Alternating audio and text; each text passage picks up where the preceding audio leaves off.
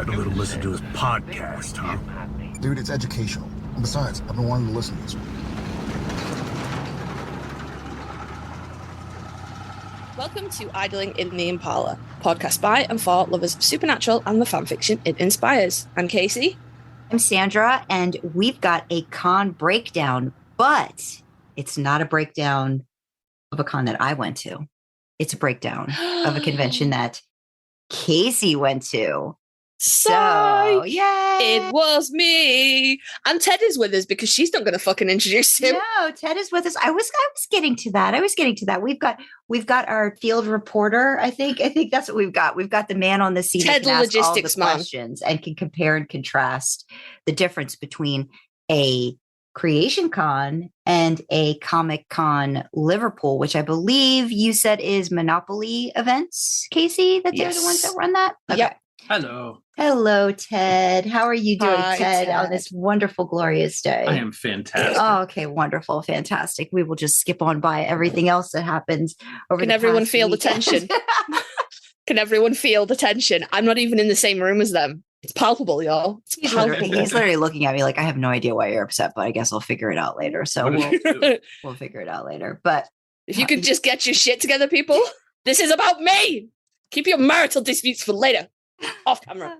No, but yes, no, it was me. It was me. And we literally are getting Kasey, what, like 3 or 4 hours since you've gotten back home, right?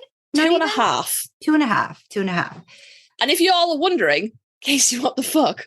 Go to bed. What is fucking wrong with you? Well, I went on my own. We were going to do this tomorrow. I do want to preface. Yes.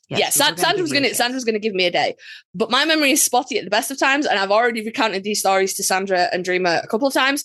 So if I don't fucking get it out and on record, I will forget. And I'm still kind of riding the weekend high. So I was like, once I crash, I'm going to crash fucking hard. So get me now. Because if you wait until tomorrow, I'll probably cry. Oh, well, yeah. But I don't know if that's fun for anybody. We don't want that. No. So I don't think Ted, have you ever cried after a convention? Did you feel the con drop, as it's called, after a convention? No. Oh, is that what it's called? Yeah, they call it that. They call it con drop. Mm-hmm. Yep. Oh, I call it gig blues, post gig blues. Yeah, I'm sure. Yep. Yeah. Yeah, but it's probably a very similar thing. Do you experience it, Sandra? Con drop, post gig blues? I think I do a little bit, but not to the point where I think I'm, going to be really.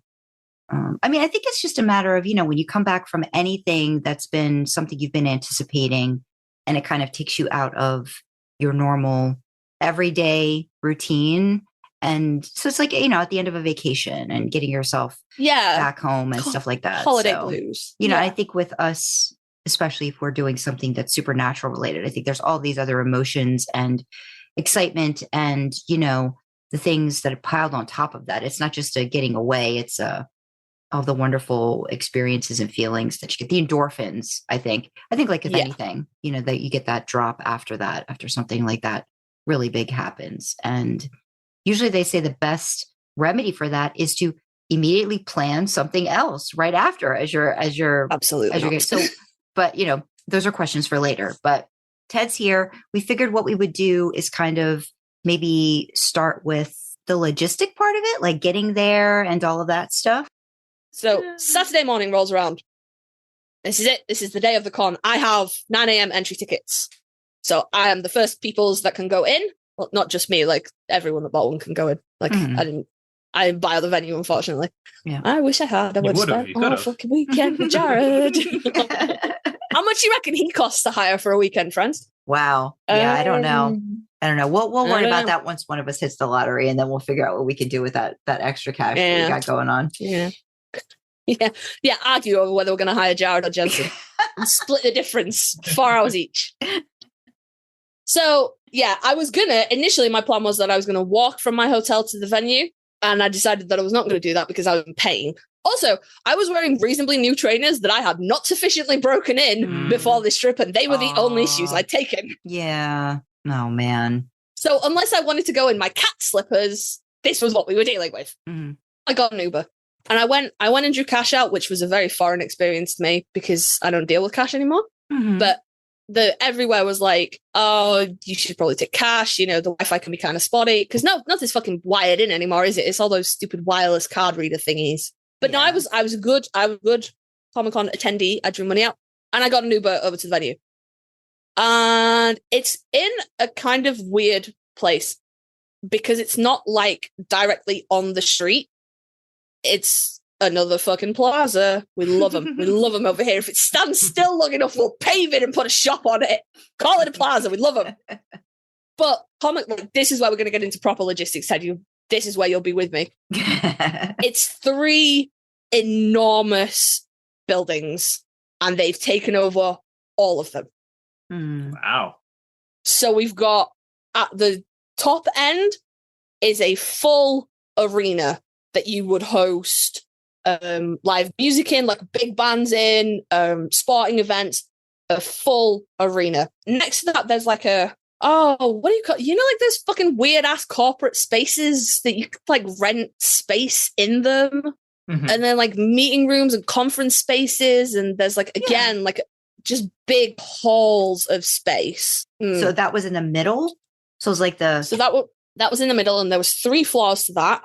Okay. And at the top, there's another big auditorium in this space. So we've got the arena next door, and that's attached to this building. So the arena is the green building. This is the red building. And then a little bit down the way is the blue building, which is it's actually called Liverpool Exhibition Centre, and it's fucking huge. I've got pictures of this. I could just send you it. Hang on. So you see what I mean? Some stuff. It's fucking huge. Oh, yeah. So the green was the arena area. I'm seeing that now. Red, AC, Convention Center, and then Exhibition Centers in blue. Fucking huge. How the fuck Creation do that in a hotel is beyond me. Well, you've got to think, too. I mean, this is an actual Comic Con convention, so it's a lot bigger than I would assume. Yeah, but we're in the UK. Everything's smaller. Yeah, it's not like we couldn't pull off something the size of San Diego. I would imagine it's substantial. But before we get into all that, we have to get through the fucking queue. The line. Yes, I'm British. I like a queue. All right, it's like genetically built in. We do like a queue, right? I could quite happily have taken out about 20 people in that fucking line. I am not kidding you. I'm not kidding you. So there's about, I don't know, 8-10 lanes, let's say. And the first 2 are for diamond pass holders, which are like the really fucking expensive, like VIP ones. Right. But interestingly, all they do is you get into shit first. That's it. It doesn't get you anything. Like it's like a fast pass in a... Yeah, that's all it is. Like a Disney fast pass. Yeah. So there's diamond, and then there's like a section for weekend, and then a section for Saturday. This line was a shit show, and we are used to queuing. We are a nation of queuey people. I don't know how they fucked it up that badly. Anyway, I got directed to the end of one of the 3 weekend lines, and then we stood there for forever. Just didn't fucking move. The line next to me moved, but I knew if I joined the line next to me, my line would start to move. I've experienced supermarkets before. I know this game. I've done this before. So anyway, I ended up getting chatting to a couple of people that were behind me. I think we just ended up being like, fucking hell, this line though. Like, we're Brits. We like to talk about queue. If you're in a queue, you talk to people. You don't fucking believe all these queues. Oh yeah, Ted's all about talking to people in queues. Absolutely. He does that all the time. Yeah. Me and Ted would have a blast. We really would have had a blast. Yep. So we're just chatting, and they're like, they've got Jared photos as well, but their time slots are after mine. But we're kind of just like hanging out, and and they're saying like, oh, they're going to go see this lot of this person, and blah, blah, blah. So eventually we moved. They had said that we couldn't take any drinks in. You're not allowed to take branded food. So you can't fuck off to McDonald's and come back, was kind of the implication. So I was like, all right, I'll take a bottle of water. I'll buy a bottle of water. And then on the morning of Saturday, it was like in the Facebook group chat, you can only take lidless bottles in with you. If you try and take a bottle of water, they will take the lid away from you, and you'll just have to carry an open bottle. And everyone was like, but why? And they were like, oh, it's a health and safety thing. You can take the lid off and throw it at somebody. Yeah, I could throw the whole fucking bottle as well, mate. I don't understand how this makes things safer. On it, it makes it more contained where that bottle could be more of an impact hitting somebody. If it's got an open top, go to throw it, half the water is going to fly out as you throw it. Look at Ted coming up with Look at Ted coming in. I've been to concerts before. We love to throw water bottles at concerts. Yeah, no, we fully fucking do. But the thing is, if I want to throw a water bottle at you, I'm going to throw it at you a foot from your face. You're going to know about it. I'm not going to if I decide I'm going to throw something at you, I'm going to get real close because I have really shitty aim. I'm not going to launch it from across the room and hope for the best. Mm-hmm. But anyway, so I didn't. But the backlash of this is because they were like, no cans. Initially, it was no cans and no bottles with labels. And I'd bought a gift for Jared, which I then didn't take. And I wish I chanced it, but I didn't. So it's fine. So we've gone from no cans, you got to take the label off your bottles of water, your bottles, to you can only take water and it can't have a lid on it. And as we got to the front of the queue, there were just piles of bottles that they'd taken from people. So I don't know. But then talking to people over the weekend, they were like, oh yeah, no, they let me in with a bottle of Coke. They let me in with a can of pop. Oh no, they took my bottle off me. It was a shit show. Fucking these people could not organize a piss up in a brewery. I'm not even kidding. It was a disaster. But you get to the end of the line and you got to take off your bag so they can rifle through your shit and walk through a metal detector. I don't know if I'm coming across, but this city has a reputation for crime. So I don't know if that's coming across. I've never had to go through a metal detector for any event before in my life, but fine. Okay. Whatever. So I got through. That's fine. You got your wristband, scan your ticket, give you your wristband, blah, blah, blah. So I've still got my two buddies with me. And they go down there. They point you in the direction and they go down there. So where you come in, if you would like to refer back to your handy dandy map, where you come in is... is it green or is it blue? No, it's green. Okay. It's green. And it's... The map is the wrong way round, is the only way I can describe it to you. You come in at green, but green is at the right-hand side, let's say, if you were walking. So you come in at green, so you go past red, and there's doors to get into red, and they go, no, you can't come here. No. Okay. You can't come in. There's no access. So you have to go all the fucking way down, right the way to the end, to go into the blue building. Oh. Now, you didn't actually have to go into the blue building. We didn't know that at the time. We could have just cut round, but we went into the blue building. And I'm glad we did, because they were selling lanyards. They had maps and schedules and shit like that. Bitch loves the lanyard. Bought one. Okay. So then we went through there and we went out of the doors and said exit. And as we walked back round, we saw the gap that we could have just walked through. And we were like, fucking what? So we've basically gone sort of like down to where A is, and then come out the back of A, and we've walked under that little bridge bit that's in blue. Okay. You walk we could have cut under that bridge bit and cut out all of the blue building. Okay. So we've gone around, bought my lanyard, gone back up. So we all know Jared's in the red building. We know that's where we're going. So we get into the red building after we've walked all the way around, and then just fucking steps. And I found the one dude, and he was real enthusiastic for 9 o'clock in the fucking morning. He's like, good morning, guys. Welcome to Comic Con. Are you ready to have a good day? And I was like, it's too early in the fucking morning, mate. What's wrong with you? Pace yourself. You're going to lose that energy by the middle of the day. Hell. No, I don't know. I think he might have just been one of those people that was just like, let's go, guys, at like 6 p.m. But I wasn't peak mess at that point, but I was not all right. And the two people that were with me had even less of a clue than I did. So I've then got mum override. I'm then leading all three of us. I'm stressed. So anyway, we get into the red building. Finally, we pass by Mr. Let's go, guys. Get into the red building. Oh, no, he was telling us where food and drink was. He was like, food and drink over there. He was just real fucking happy. We'd had a good night the night before, I'm sure. Get into the red building. So where you come into the red building is where it says, no, not where it says Hall 2, where you come in is, it's not shown on that fucking map, annoyingly. It's in between Hall 2 and the upper Galleria. Okay. It's like the middle level. So when you go downstairs, that's where the connect is between the green building and the red building. That's where it opens up and they smush together. Okay. And there's shit going on. Exit. Yeah. We see it. There's shit going on down there. And then on the Galleria level, there's like stalls around the edges. And so like vendor stalls around the edges. There's like a coffee thing. There's like a guest services. And then you go up another level. That's where Jared's going to be. So, like I said, was he in the same room that he was supposed to be initially, or what room was he supposed to be in? I think they initially put him in room 11, and then they moved him to room 3. Okay. Now, if you look, room 3 is bigger than room 11. It is. It is. Orlando was in room 11. Orlando Bloom was there. Orlando.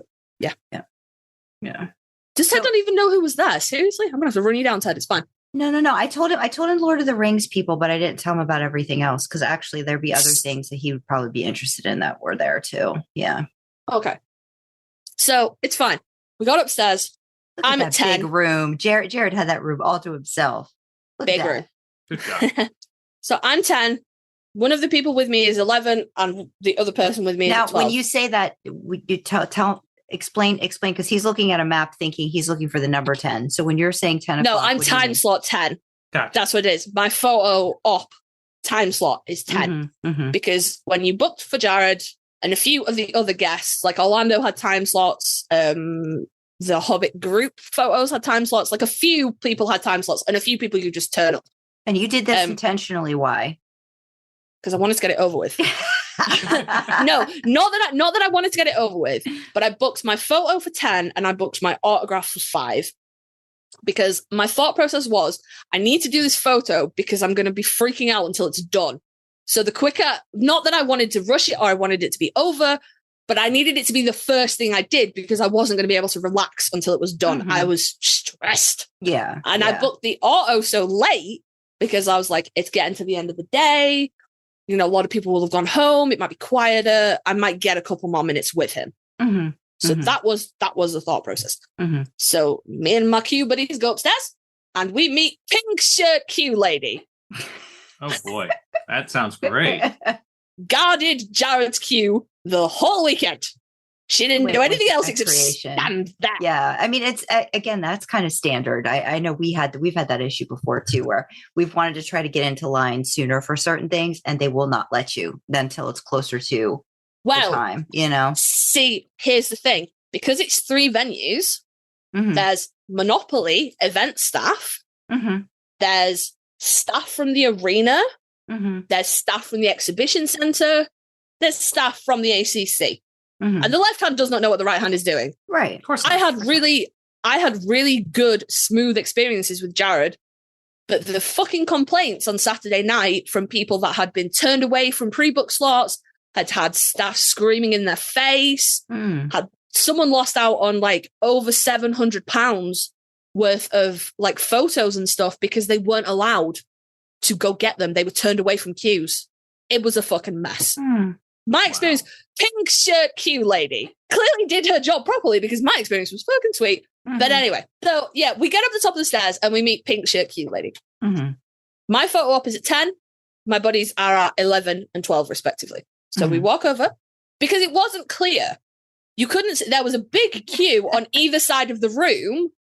And we knew that Orlando But you didn't know what they were for? Is that the thing? Yeah. We knew Orlando was one of them and Jared was the other, but there was no, like, it turns out that there was signage, but it was obscured by all the people in the fucking queue. Absolutely. Yep. Bitch couldn't, like, no could find a printer. Creation was not involved with this one. That sounds exactly like our experience. Fucking, I genuinely could not believe it. And I was like, nobody could get to a printer and just print out Jared and slap it on the wall where everyone could see it. No. Okay, cool. So yeah, we get upstairs and there's just 2 big queues on either side of the room. So I walked up to the one who was closest to me, which was the pink shirt cute lady. And I was like, hi, which side is Jared? And she went, this side is Jared. And I was like, okay. By the time I got through fucking queue, the fucking wristband queue, I got there at maybe 20 to 9. By the time I'd got through, it would have been 20 past 9. Okay. I was in Jared's queue before 10, but it was, no, because I was in the room at 10 because that's when Jared came in. Yeah, I don't know where I was going with that, but it was No, I don't know where I was going with that. Did something put you behind? Is that what you're saying? Because of the queuing and then not knowing what was where, who was where? Okay. I don't know where. I'm just trying to like reconcile times in my head. But the point is, I was allowed to join the queue, and my two queue buddies were told to come back at their times because they're 10, 11, and 12, respectively. Right. So I'm like, all right, see you later. Have a good con. I joined the queue behind two ladies who immediately turned around to look who's joined you because we like queues and we like a chat. Ted would have a blast. And they went, look, she's got the bag. And we're just not going to touch on the she because that happened all weekend and it's fine. Mm-hmm. So I'm wearing a shirt that you can buy from idlingintheimpala.com, maybe. Yeah, with it, I've heard this may no longer be an option. This may no longer be available. Yeah. But I'm wearing the only one in the world of a shirt that says "I hug Jared" in this shirt, and I know it's the only one in the world because we make it. Well, no, we don't make it, but it's our fucking design. There might be other shirts out there that say "I hug Jared" in the shirt, but this one's our design. I'm wearing the only one in the world. Own it. So, but I had like my hoodie tied around my waist, so you couldn't like, it was kind of like obscuring the pattern and stuff. Mm-hmm. So I was like, yes, look at my bag, which had a whole bunch of like pride pins and supernatural pins and like Jared pins on it and stuff. And it's got my Always Keep Fighting patch and my Impala patch. It says this dumb show is my entire life. I've really tried to cut that out and my autism went, no. Explain. So it's got like my supernatural patches on it. It's got pins, and in massive red embroidery on it, it says, so get this. It's a Sam bag. It's a messenger bag as well, like Sam's laptop bag. So I was like, yeah, look. So I like moved my bag strap out of the way and like pulled my shirt down and I was like, look. And they were like, she is our people. These were hardcore Jared fans. They met him so many times. And I was like, this is my first time. I'm so nervous. I feel sick. And they were like, one of them was like, I'm not nervous anymore. I'm like, fucking bring it. And I was like, how many times do you have to meet Jared before you get to that? And she's like about 10. And I was like, I can't afford to buy out not being nervous about this. What? Turns out, though, it doesn't take that much to not be nervous anymore. So we queued in the corridor. Oh, you had a beanie on, right? Talk about the beanie. I might have taken it off at that point. Yeah, because it was very hot, right? It was fucking hot, yeah. So Stans continues to rob me of literally all of my spare money. And when Jared very briefly opened his own merch store where he had like stuff from Walker and stuff from Supernatural, and he had a beanie and it's got a little moose on it and it says Musketeers. And I was like, oh. Sandra actually, not this Christmas just gone, the Christmas before, got me a pin from there because at the time Jared wasn't, the company wasn't shipping internationally. And it's like those ribbon pins, like you normally see them for cancer and they're like different colors to denote different cancers. Well, it's like a ribbon like that. It's green. And then down like one of the ribbons, it says always keep fighting. And I needed it. I didn't want it. I needed it. And it wasn't international. And Sandra is a fucking sweetheart. And she gifted it to me for Christmas. And that was also on my bag. And then Jared shut down the store and like any remaining stock that he had just sent over to Stans and Stan picks it up. So I went on Stans to buy the Musketeer beanie and I ended up spending over £100 and now I own Mr. Fizzle's gloves. That's irrelevant. But it is real funny because I gifted them to my kid who every so often comes up and goes, Mr. Fizzle. Yeah, I'm just showing him the bag. I finally found it. The picture that you sent me of the bag. So yeah. Showing him that. So that's a little pin. Yep, I remember when you got that. Mm-hmm. Yeah. But yeah, no, every so often, Mr. Fizzle. And they think it's really funny. I think it's really funny. It's like one of about 3 Supernatural clips I've ever shown them. Mr. Fizzles, Dean eating the ghost pepper jerky. maybe like one more, but they like both of those. Mm-hmm. They asked if they could watch Supernatural, and I was like, yeah, like probably, maybe. And then they never came back to me on it. So it might come back around again. Yeah, I think a really great little clip to show them is the scene where Dean gets scared by the cat. I think they might have seen Jensen doing Eye of the Tiger as well, maybe. That's a great one. Yeah. But yeah, so I initially set out, I had my beanie on. It's fucking hot. It's like, I don't know if it's showing in those pictures or in your aerial photos, Ted, but the red building is glass roofed. Yeah, no, it didn't show that. It's fucking hot. And we're at the top of the building. It's fucking hot. So we queued in the corridor, which was like under like a proper ceiling for a little while. And then when we were done queuing in the corridor, we moved down to a different part of the corridor. And we queued there. We do love a fucking queue, guys. We queued there. But where we queued there, that was a glass wall and a glass ceiling. So that was hell. No, I wouldn't do that. Yeah, he would not be happy in that situation. No. I will say, though, the actual buildings are on the bank of the... I don't know what to call it. It's not technically a river. It's an estuary. But you couldn't see that it was an estuary from where we were. You couldn't see the sea, but it is an estuary. Okay. But you could see the water. It was real pretty. So we queued there for a little while, and I'm just chatting to these girls. They've seen Jared loads of times. They're going to do this. They're going to do that. I handed out business cards. So if you're listening, hi Michelle, and your sister whose name I have forgotten. I'm really sorry. I'm really sorry, but they were exactly what I needed. I was so fucking scared. I was shaking. I was so frightened. I was sweating. It was horrific. Really, Weren't they really helping to fan you off too? Yeah, they had like folders, so we're all getting fanned and stuff, because this was before I'd bought my fan. After that, I became the fanner in various queues that I was in, because I'm a big fan now. But they were just so sweet, and we were just talking about, like, they'd just been to Crossroads, and then we could get into the room. The Jared room. The Jared room, which is 3B is the queue room, and 3A is the Jared room. So to kind of break that up between what happens at a creation con, they don't ever get, from what I've heard, this kind of a situation where everything that they're doing, right? Like whether it's photos or autographs, it's all going to kind of happen in that room at some point. Is that the thing? Okay. And that does not basically, happen. Basically Jared comes into the room. Con. It's a little Jared Con within the big Comic Con. Is how little of it. Yeah. You know, Jared comes into that room, and he doesn't, everything that Jared is doing that day happens in that room, with the exception of the panel that he did. Right. On the Sunday. I'm assuming his meet and greet was in that room as well. Yeah, I don't know. So. Yeah. I don't see why it wouldn't be, though. So no, that's the little Jared section. That's cute. It's cute. I like that. In the opposite building, there's a little Orlando section. And everyone else, those were the only two guests that got rooms. Everyone else was just like desks next to each other. And there was like a photo space, and the guests would trade out in the photo space. So you would go at this time slot to get this. Like the creation, the way that was doing. Yeah. Yeah. So that was it. Jared and Orlando were the only people to get their own room. That's nice. It's so cute, isn't it though?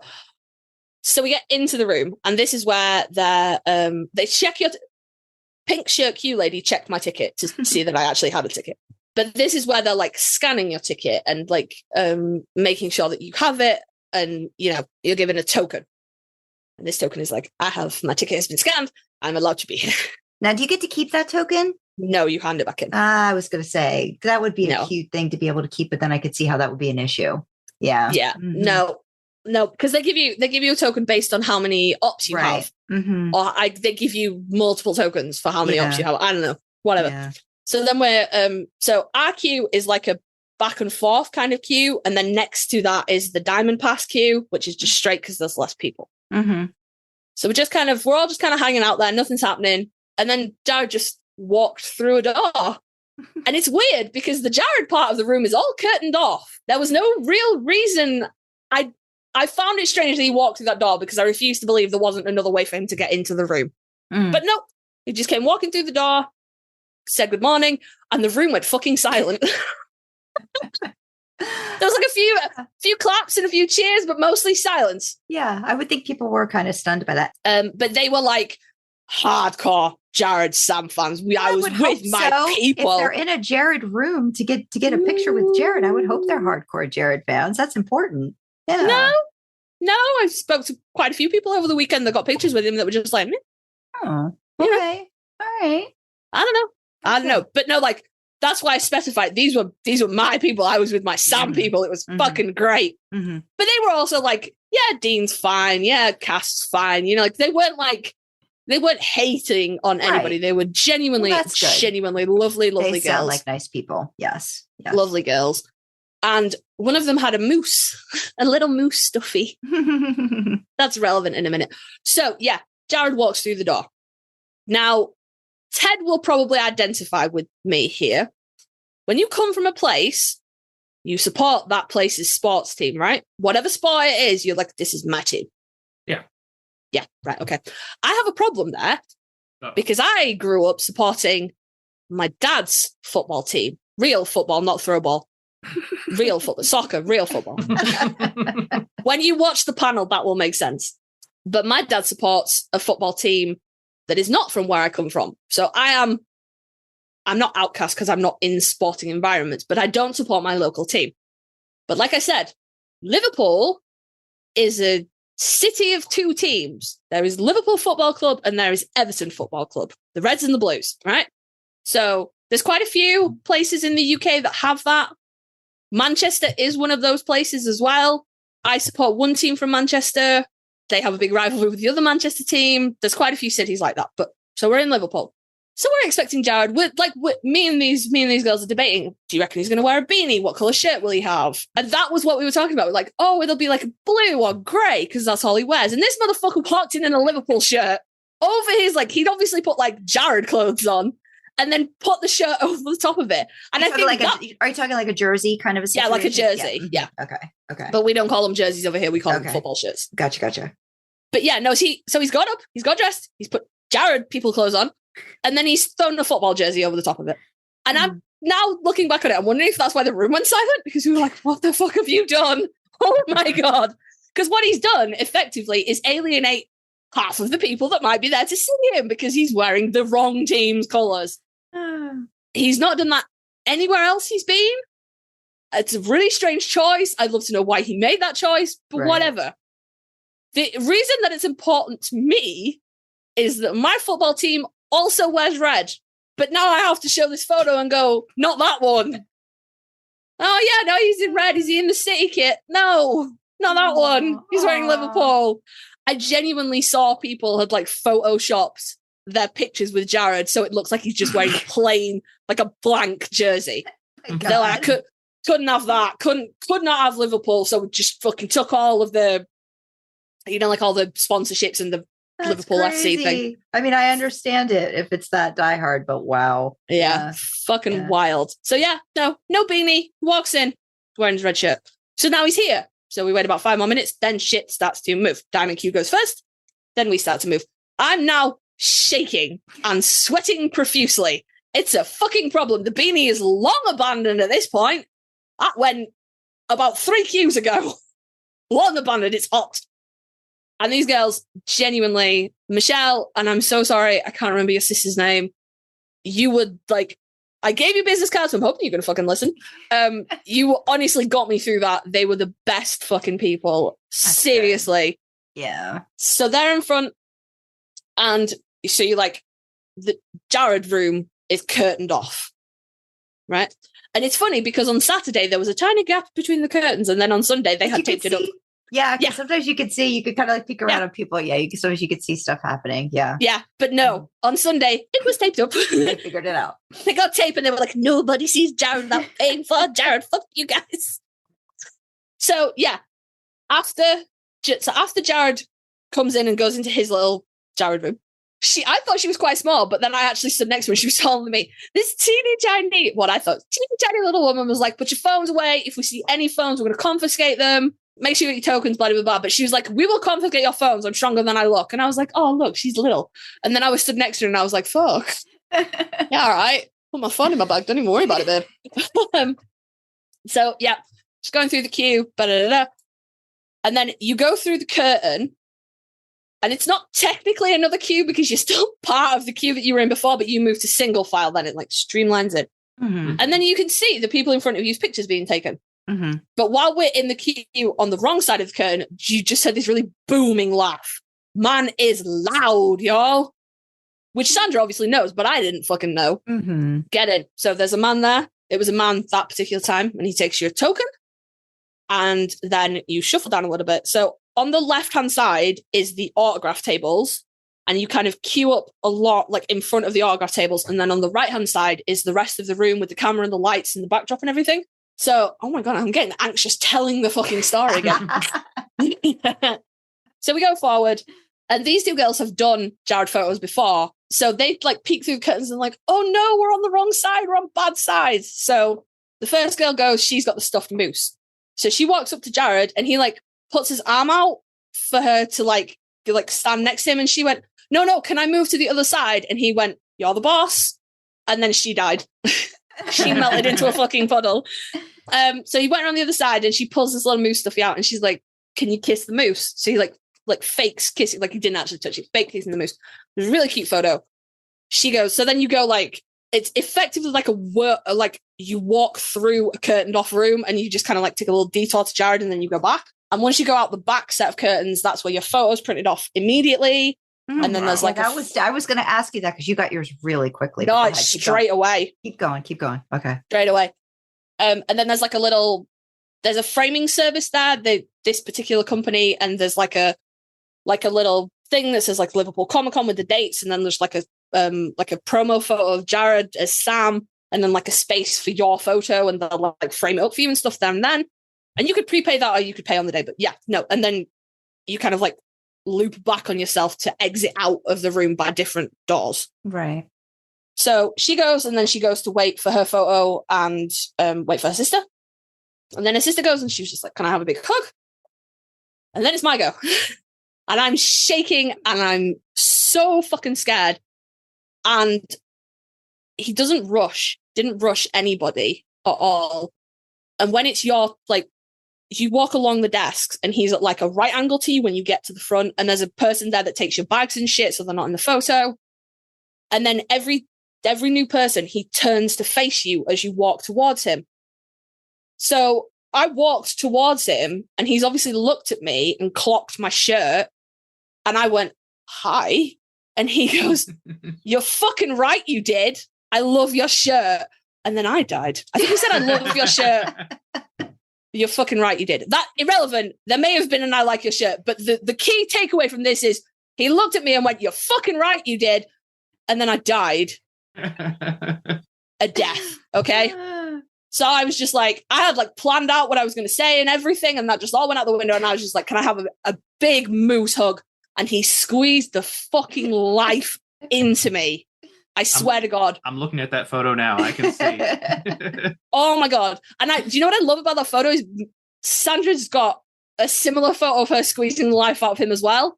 And we've got a pretty similar face. That is what it feels. That is the face you make when you get a fucking moose hug. And I squeezed him so hard I could feel, like, I don't know if I was shaking because I was squeezing him so hard or if I was just fucking shaking. Mm-hmm. But I could feel myself shaking in the photo and really big moose hug. And then it was over. And I think I said thank you to him. I think maybe he said like thank you to me. Mm-hmm. I just turned around, walked away, got my bag, and went out. And then had a small breakdown. Just a little one. So Michelle and her sister had waited for me because like Michelle's sister was still like, it does take a minute or so to print your photos off, but they were like, they'd waited for me as well.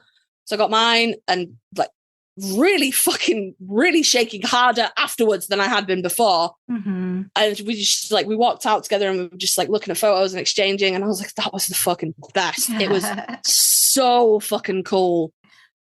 I was going to ask too, and I know you're going to, you mentioned this when we talked yesterday, but you were talking about the amount of time that you got with sort of Jared. So I know when we do the photo ops at Creation Con, it's literally over in 2 seconds. So we don't really have much of a chance of everything. Even with Jared, it's quick. It's a little bit slower, but just by a couple seconds for me.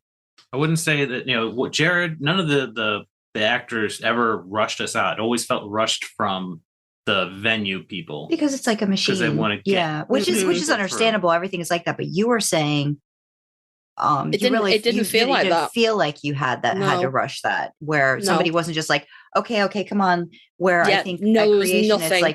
It's like you've got like somebody moving you in, you've got somebody like taking your tickets, you've got somebody then rushing you out to the other side. So I mean, it's set up differently, which and then we have to wait like an hour or so more before we can find our photos. Yeah, really. Yeah. The nice thing is you get to see like all the photos are just laid out on a table, and you're just supposed to walk down this line of people looking to see if you can find yours to grab. you're seeing everybody else's photos and you're seeing people that have done like all this extravagant looking stuff.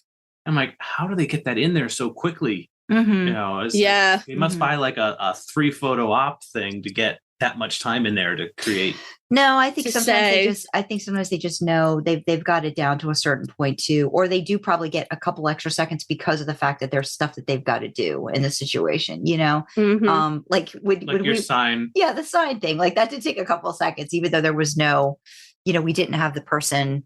Jensen didn't quite make the connection. To the Well, story. he couldn't because of the plexiglass, but that was fine. It worked out fine. But so That's fine. you were saying you just felt like you had time, which I think was really nice and important, and something that, you know, we should also probably, in case anybody's listening to us for the first time, you did not think you were ever going to get this opportunity. No. And even like the autograph, it was just not a thing. So for that to end up happening, it was very important, and it meant a lot. And the fact that he acknowledged your shirt that said, "I hugged Jared" in the shirt, and said, "You're fucking right, you did," was, I thought, very, very sweet. Which is why so now apparently cool. we may not be able to sell this shirt to anybody No, else. unfortunately not. I need to be the only person that owns that shirt. You're free to make your own. So But that's that one's not a commission. No, we'll have a conversation with Sandra. We might change the design. So I will be the only person of that design. That had that particular one. Yeah. But no, it was quick for sure. It was quick, but it didn't feel rushed. And he really, for just those couple of minutes, you were what he was paying attention to. He wasn't thinking about anything else. He was just thinking about you. And it really, because I know you've talked about, Sandra, with some creation stuff with Jensen. It's like a machine, just like in, smile, out, smile, out. It's just so busy, you know. It just, I was saying this to you yesterday. You know, I don't know what the convention situation was like even 10 years ago.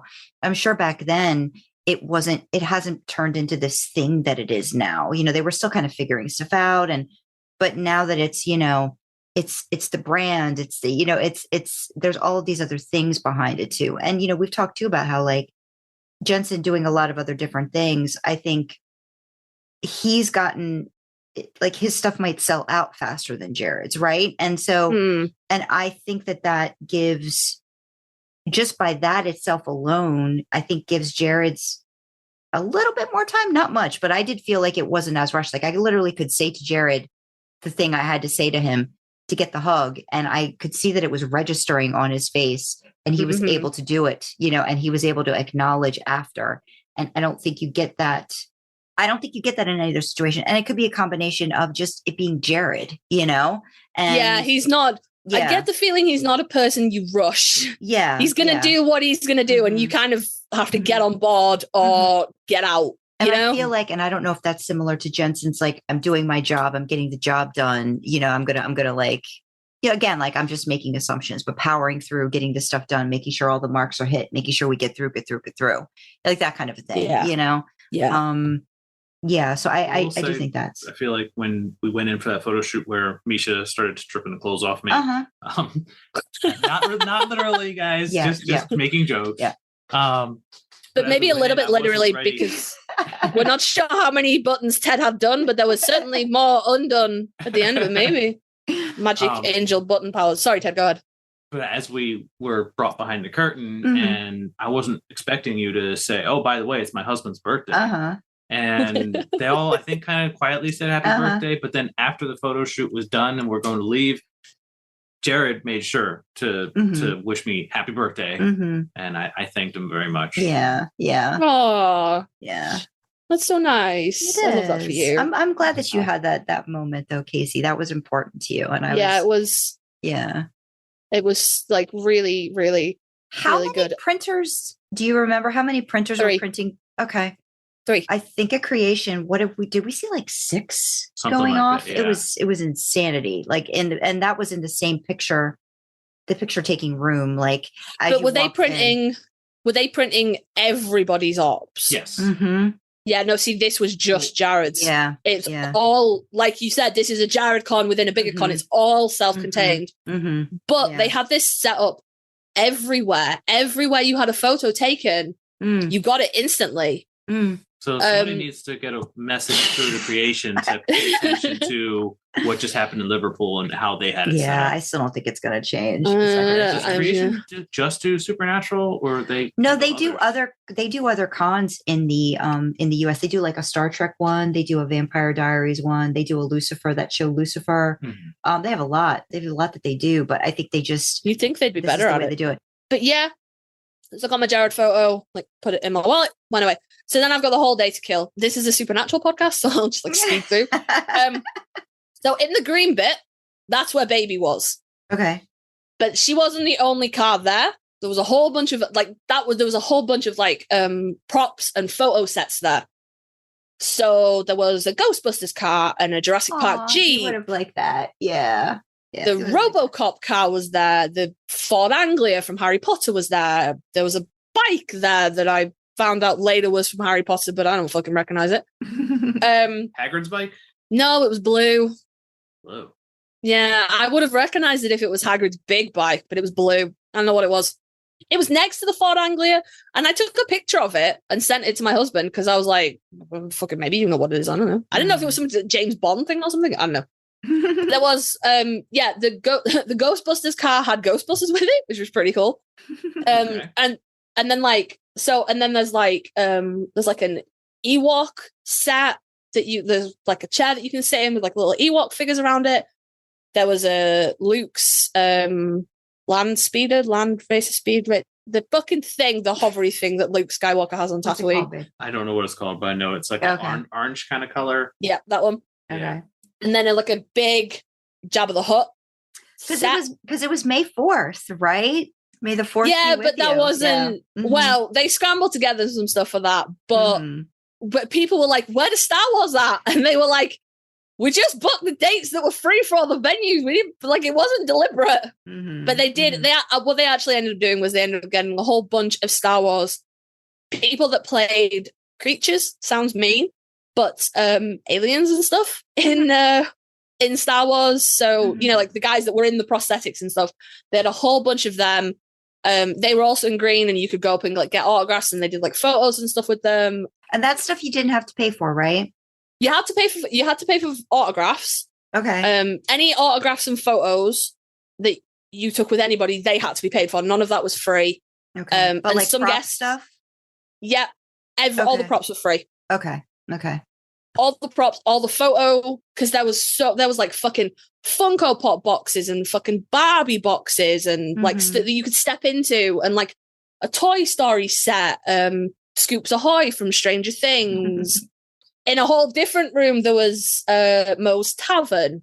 There was a big Pokeball, big glass Pokeball that you could get into and have a photo taken. And all of that is included with the ticket price. That's cool. Which is real cool. Yeah. But the one I'm looking for is Baby. So I found her, and you could take pictures of her, but there was a big ass fucking queue to take a picture with her. Big fucking queue. And I looked at it and I was like, I'll try later on. I just carried on. So I went round and I took pictures. Oh, and also the actual stage is set up as well. So there was a band on there at one point. They had like body art, like a catwalk kind of thing on there. I think they were called Dragged Out, something like that. They were playing characters and lip syncing from various games and video games and TV shows and stuff like that. So I'm just kind of, and there's like a whole wrestling ring set up as well over to one side. Okay. And then over to another side, there's this like it was like a potion making class for kids that was free as well, and you could go and watch the wrestling, and that was free. It was fucking like, unless you were there, I cannot explain to you how big this fucking space was, right? And how much shit was in it. Right in the middle, there's a lightsaber choreography thing with like trained actors, not like actual Star Wars actors, but like trained actors and like stunt coordinators. Yeah, that'll like choreograph a fight with your kid and let them win with like model lightsabers and stuff. There was an enormous X-wing, enormous. That's nice that they had all that stuff there. It was really, really fucking cool. Yeah, very so cool. Yeah, I think I sent Sandra the pictures of Baby that I took of her. Although her name isn't Baby, her name is Kasey. She's Kasey the Impala, and you can hire her. And she's a four-door. She's a four-door Impala. Or at least she's a four-door Impala on the driver's side. Mhm. But the problem is she's a right-hand drive because she's a UK car. So it was very weird. But I didn't, I looked at the queue for her and I was like, no, right now. And I just moved on, just carried on walking around. I went into the sort of like hall across from, so it's called Hall 2 on your map. Mhm. And that is where they had, oh my God, who was in there? The cast of Red Dwarf were in there. Mark Sheppard was in there, but I didn't see him or anything because I didn't get involved in the queues. I saw there was more props in there and I went in there and then I was like, oh my God, I'm fucking done. It was so busy. It was so hot. But in that room, there was like a Doctor Who, like a Daleks thing. And there was one of the Velociraptors from Jurassic Park was in there. What was that? No, we were looking at the pictures of baby. I was showing him and he's like, that's not right. I know she's not right. I know she's not right, but let's think of her as Kasey. She's her own person. Mhm. I know she's not our baby, but she's her own independent person and she's absolutely. very, very pretty. Absolutely. And very, very difficult to get into. I will tell you that right now. I had to get somebody to open the door for me on Sunday because I was like, how do you fucking what? But yeah, so I left, I went outside, and every time you went outside, by the way, if you wanted to go back in the red building, your ass walked all the way fucking round again. It was a one-way system, motherfuckers. Mm-hmm. So I went down to the blue building because I'd literally just gone in and then sort of come straight out. But there's a whole other hall that you can see. So I've just gone in the tiny little bit where it's got the little coat hanger sign, the little cloakroom sign. But there's a whole other hall. And I kind of put my head in there and I walked up about maybe half an aisle and came back because it was like a grid system. And I was like, I'm going to pass out. I'm going to die. This is horrific. It was rammed in there and it was so hot. I got caught in a large crowd of predominantly young men at a replica weapons stall. Okay. And I was stuck there for a good 5 minutes. That was the point when I was like, I'm leaving. The problem is all this stuff sounds so cool, but then you have to contend with all the people that are there. And that's sort of just thinking about the heat and the people and everything would be, I think, extremely not pleasant for Ted. And I know people would not be pleasant for me. If I had not just done the Jared thing and had the other Jared thing coming up, I think I would have been able to tolerate it a little bit better. Mm-hmm. But I was having the adrenaline crash of, oh my God, I went through with that. I did it. I got my fucking hug. Yeah. And it was really noisy and really loud. Mm-hmm. And my autistic ass was over this shit. So I got past this replica weapon stall and I turned a corner because I'd gone to the back wall because I was looking for something to eat and there was food at the back wall. And then by the time I got there, I was like, nope, food is not going to solve this. Outside is going to solve this. Yeah. So I was making my way back. So I turned a corner and I saw fans, handheld fans. You know, they're not paper, they're fabric. But the paper, flick them open and then the flippy open fans. Okay. Okay. I had there was rainbow shit everywhere, so I was like, "These are not people." And then there was fans, and I was like, "The gods have smiled on me right now."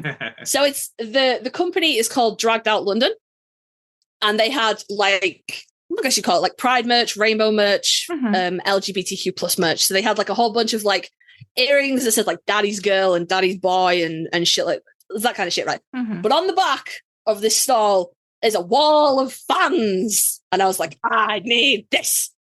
And I saw one and my brain was not with me at that moment. So there was a guy standing at the corner of the stall in an exquisite sequined jacket that was rainbow. Mm-hmm. And he was like, hi, how are you? And I was like, okay, how are you? And we just had a bit of a conversation. And I'm eyeballing the fans at the back. And there were lots of designs. There was rainbow ones, there pride on them, and they had different LGBTQ plus flags, colors, everything.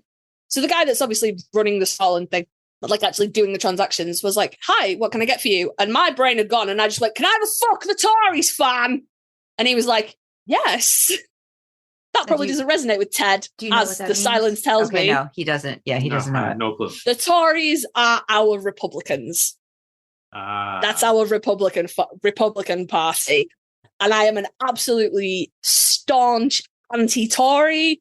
They are decimating LGBTQ spaces.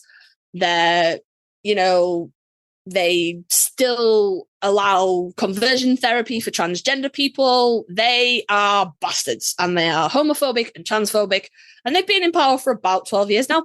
Mm-hmm. So this fan is really funny to me. Fuck the Tories fan! And he laughed, and he pulled one out, and like I'd never seen a fan before, fucking flicked it open. So he went, and he was like, "Is it okay?" And I was like, "It's perfect. Give me fan." That's part of the fun of having a fan like that, is flicking it open. Yeah. It is. Yeah. And it's like, it's the sort of like the slats, the structure is made of wood, but it's fabric, not paper, so it won't rip. Yeah. And it makes a really good noise. And it's huge. Okay. It's huge. It's a very effective fan as well. Anyway. I was feeling like the sound of that fan getting snapped open should be added into the intro. Well, it's kind of we can look for one. It's a little bit. I can record it for you. It's fine. I can do that. I think it's downstairs actually. I didn't bring it upstairs with me. Yeah, but we've all got that image. We all know what that's like when you're like, and it's very dramatic. Yeah. Mm-hmm. And it's like blue and white on the background, and it says "fuck the Tories" in pink. Did you put it in? I feel like you put it in the Discord. Didn't you put it in the Discord picture? Yes, I did. Yes, I did for it, so I can show Ted. So I got out. I've got my "fuck the Tories" fan, and I got outside, and I was just like, I think I'm going to go back to the hotel. I'm going to drop off some stuff, and I'm just going to have an hour of peace. Okay, I'm looking at the fan now. I like it. Look at it. It's great. I remembered what I wanted to say about being in the queue. Okay. I remembered. We're just going to backtrack slightly. So while we're in the queue, we're talking about how good Jared smells. But he says Jared smells good. And one of the girls said, "Oh, there's a stall downstairs. I pre-ordered. I just picked it up. I have wax melts that smell like Jared smells." So she handed it to me, and it's like a six pack of wax melts, and it's called Sam Winchester. And it says sandalwood and mandarin. And I was like, "Can I please open this?" And she went, "Yes, of course." So I opened it and sniffed it. It smells beautiful. And the reason that's relevant is because I forgot to fucking breathe. I forgot to breathe. So we came out and they were like, "Did you breathe? Did you smell him?" And I was like, "I forgot. Fuck." But it's okay because I have it on authority from more than one person that he smells like this wax melt. So immediately after I'd come out of my Jared off, I said goodbye to those two. I was like, "I'm going to go call my buddies," because Sandra got up at like 10 a.m. my time is like 5 a.m. Sandra's time. And she'd been up since like I set off. Mm-hmm. I think she got up with Ted when he went to work. Dreamer was also up and they were with me. So I went outside and I called them and I was like, "Oh my God, you're fucking right. You did about my shit." But then I went to the stall. And she had the stall is called Moth and Magpie. I will put links in for these places. Yeah. The stalls I can remember, I swear to God, I'll link them. But so, Moth and Magpie. Go. You mentioned that person was selling stuff that smells like Jared. And immediately I thought of the outtakes from the making of the show. And yeah, I don't think I'd want to buy that. Hold on to that thought. No, they smell like Jared's cologne or his body wash or whatever. Like his everyday, normal, not disgusting smell. And they had a Dean Winchester and they had a Sam Winchester and they had a Castiel and she had a Rowena and a maybe Crowley, I think. And then she had some other candles and wax melts from different things. So there was like a Middle Earth one and a Game of Thrones one. Have a kind of a sulfury smell. I didn't actually. All the time in hell and coming up from hell should smell a little sulfury. Yeah, I don't know. I don't think I smelled it. Whatever it was, I don't think I smelled it. But I can link you to the website. Mm-hmm. But I only ended up getting. I didn't buy candles because I've got too many candles. Mm-hmm. I ended up getting a Sam Winchester wax melt, and I got a Dean Winchester wax melt. I'm not 100% on the Dean Winchester one. It's wood smoke and leather, and it is quite smoky. Mm-hmm. I kind of think that might be something I have just to have, not something I have to use. But she had different other TV shows and stuff. I think she has some Criminal Minds stuff and some like Percy Jackson stuff as well. Okay. So I said to her, I was like, apart from this, what other supernatural stuff do you have? And she went, we have tote bags and we have keyrings. And I was like, okay, what do you got? And she said, we have a Men of Letters keyring and we have a Bobby Singer keyring and we have a couple of different tote bags. So the long and short of that is I ended up buying a Save a Horse, Ride a Winchester tote bag, which I didn't need, even a little bit. And I have, it's an acrylic keyring and it says Bobby Singer's Salvage Yard. Yeah, it's got a little cute. Yeah. pentagram on it. It's cute. Yeah. And I got my wax melts as well. Good. And I've got my fan and I fucked off back to the hotel room. I got a Greg's. Greg's on the way. Because there was a Greg's next to my hotel room. It was fate. Not my hotel room, my hotel. There was a Greg's next to me. Right. So I got a Greg's. I went back to my hotel room, put all my shit down, and I was like, I'm going to take a fucking nap. I am overwhelmed as shit. So I had to sleep.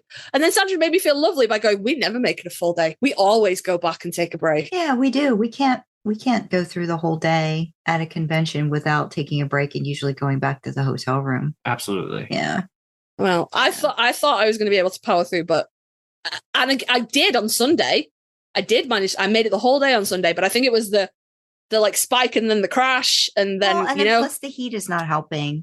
From just what you were talking about with the heat in that building, it wouldn't have been a pleasant experience. No, so it wasn't good, and it was like I don't know what like I don't know if there's like food and stuff at Creation, but again, they've got you ever food at Creation. No. But it's the same kind of thing I was talking about with like the store that's in like the hospitals and the transport places. They've got you by the nuts. Yeah, you've got it. You can't bring anything in. If you want to eat, yeah, you're either going to pay the prices they set or you're going to fuck off and stay fucked off until you're done. They've got you by the nuts. Yeah. £2 fucking 30 for a can of water. £2.30. Oh, I was going to ask you, did they have water fountains at They did. Okay. They did, but they said, before they announced the no lid policy, they said you could not take unsealed things in. So you couldn't take reusable water bottles in. So I didn't fucking take one of them either. I didn't even pack one because they said that you couldn't have them. And then they went, oh, no water bottles either. I went back to the hotel room, ate my Greg's, had a nap. Got up about 3:30. My Jared autograph is at 5:05. Got back to the convention. I'm feeling all right. I forgot my fan. I meant to bring my fan back with me and I left it in the fucking hotel room. I'm really mad. I left it in the hotel room. So I'm just kind of, just having another wonder. I totally avoided the blue building. I was like, I cannot do that again. It really made me feel unwell. Grabbed some shit for one of my kids. Went upstairs at about maybe 4:20, 4:15, because the queue had been kind of big in the morning for Jared. So I was like, well, if it's the same level of queue all day, I should probably get my shit together. Pink shirted queue lady was like, no, it's too early. Come back at 10:02. Yes. So she went, no, go away. So I went away and I came back and it was about 22:05. Is it too early for Jared autograph? Yes. Both of them this time. Yes. Go away. And I was pissed off at that point, so I went and sat on the floor. But that was real helpful. That was real helpful because at the back of that building is where the auditorium was. So then I saw a couple of guys walk up to queue people and then walk down the corridor. So I was like, you fucking watch me sit here. What the fuck? Anyway, I got up and I was like, it would have been about 5:02 at that point. And I was like, can I go for my Jared Auto now? And they were like, yes. And I was like, thank you. What's up, you? So I go downstairs. I didn't go downstairs. It's exactly the same corridor.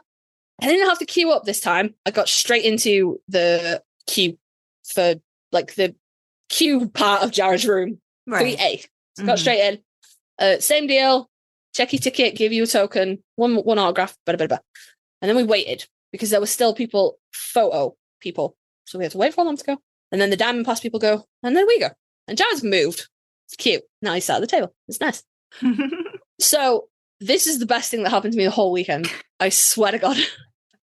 Ted is going to be like, I would never go anywhere with you. Or maybe you would. Maybe Ted will be like, you're my people. We'll find out. Sandra was like, you fucking what?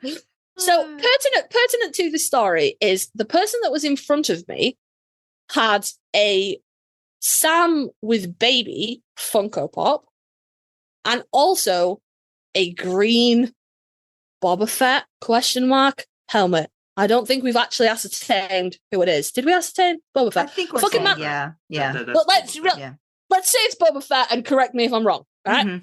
So he's trying to juggle all this shit, right? And he's also got like it was a poster, but you couldn't really tell that because it was like wrapped up in like paper or plastic or whatever. But he's also got that, and he's just kind of like trying to juggle all this shit in the queue because he was right in front of me. And we get down there, so you give your token, and then there's the first table, which is token person, and then there's the second table, which is Jared and handler. I didn't know. You do not give things to Jared Padalecki. You give them to somebody else, and they give them to Jared. Yes. Which I suppose, from a security point of view, makes sense. But if somebody's gonna there's a foot of space between them. What is going to happen? I don't understand what you're preventing with that, unless it's some kind of bodily fluid thing. I think the only thing it might be, and this is me, is that I feel like they have a situation where they are going to like approve that whatever it is you're asking them to sign. Oh, yeah, maybe. So I think that's what it is. Like maybe so. Brought, like weapons to try to get autographed. Those are okay. They're okay. That's so stupid. They didn't allow that. I told you when I had that person in front of me, that replica of the gun. Yeah, that was fine. Oh. I would be like, no, but apparently that's okay. But certain things are not. So like, I think clothing, right? Oh, it has to be brand new, unworn. You can't have ever worn it. So that kind of situation. Right. Like there's a lot of specifics about stuff like that. So I think that they also just have that one step of maybe two, like if instead of Jensen or Jared having to be the bad guy to say, I'm sorry, I can't sign this. Yeah. There's another person that gets to be the bad guy to do Jared that. Also was flinging markers over the well, Jared obviously, again, stuff is just flying everywhere when Jared's involved, but yes.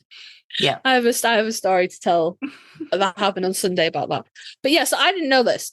So you don't hand things to Mr. Padalecki. You hand things to the person next to him. So the guy in front of me, he goes, like I said, he's juggling, and like those pops are pretty big. The baby is pretty big, so it's a pretty big box. And he's juggling this fucking helmet and the thing.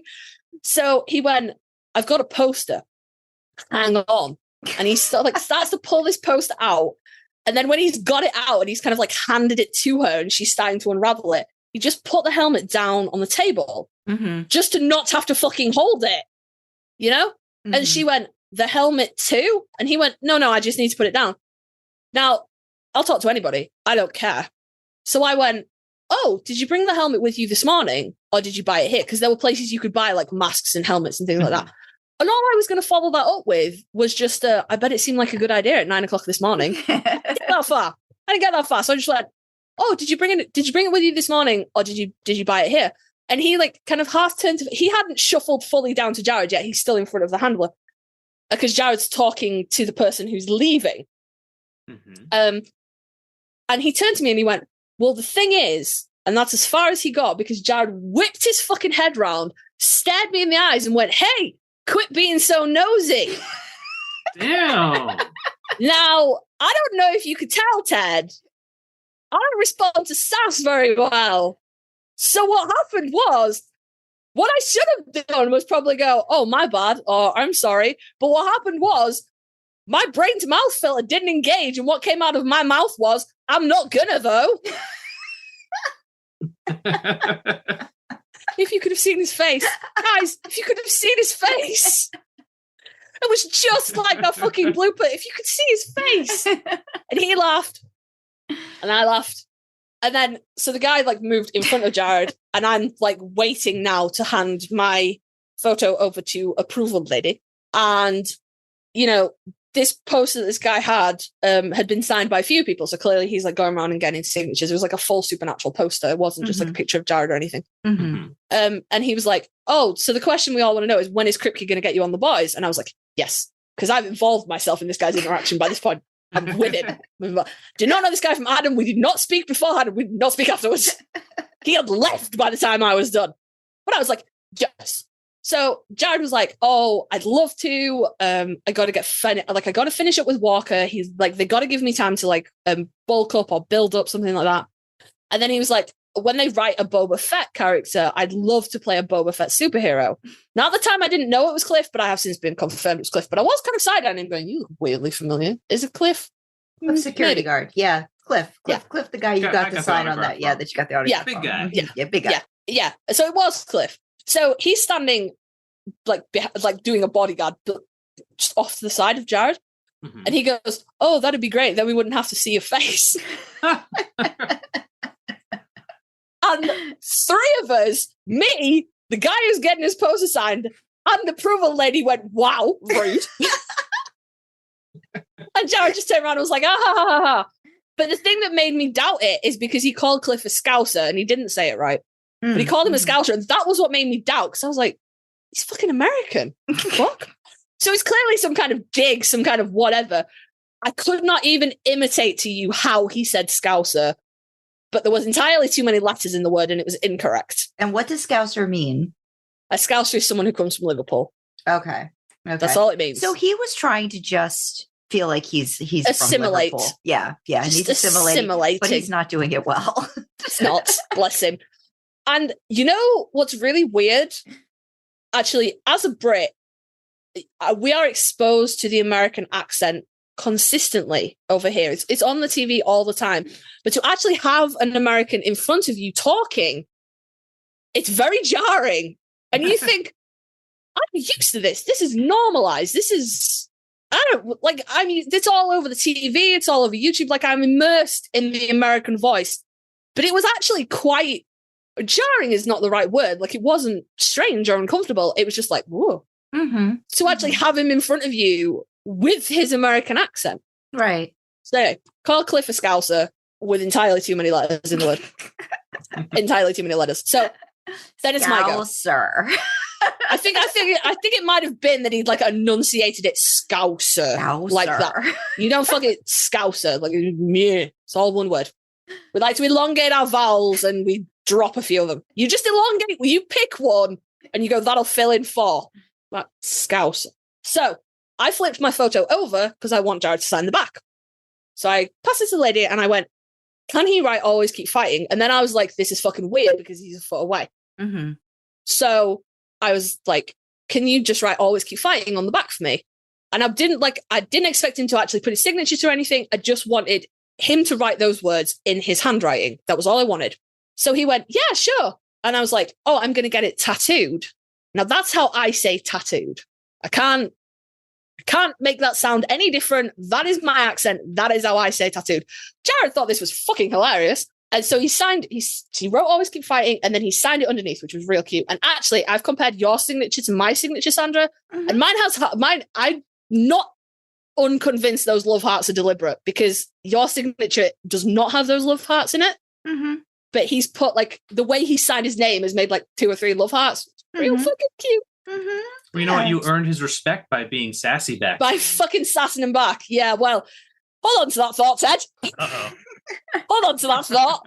I freaked Sandra and Dreamer out so hard because I went, you guys are not going to believe what I've done. And then I fucked off for a little bit because I was leaving the venue. So by the time I got back to the conversation, they were like, did you leap over the table and make out with him? What have you done? And I refused to answer them. I was like, is everybody ready for a call? We're going to call. Cool. So yeah, he went, yeah, sure. And I was like, yeah, I'm going to get it tattooed down my arm. And he finished signing it and he handed it back to me. And he went, oh, you're going to get it tattooed. But he imitated the way I say tattoo. And again, I could not even try to imitate how he said it, because it's just like my brain. I'm trying to figure out what he's hearing that you're saying differently, because I would say get a tattoo. That's a tattoo. Tattooed. Would we say I don't tattooed? know. Or would we say, would there be a different way to say tattooed? I wonder. See, the thing is, Jared's had vocal coaching to lose his accent. Mm-hmm. So I wonder if that's what it is. He puts entirely too many vowels in words for a start. He enunciates every vowel. But I wonder if that's what it is. Mm-hmm. But he said, oh, you're going to get it in Jared voice, tattooed, Kasey mocking voice. That was it. And I just went, oh, come on, I'm not from around here. And then Cliff pipes in thinking I'm upset and went, no. He's just joking about the accent, about the way you guys talk. And I went, yeah, but I'm not even from Liverpool. Which I'm like, I mean, it's not far, but in UK terms, it's far. Right. We get it. No, we get it. Yeah. So I'm like, my accent is nothing like a Liverpudlian accent at all. Not even close. So I was like, but I'm not even from Liverpool. So he went, oh, where are you from?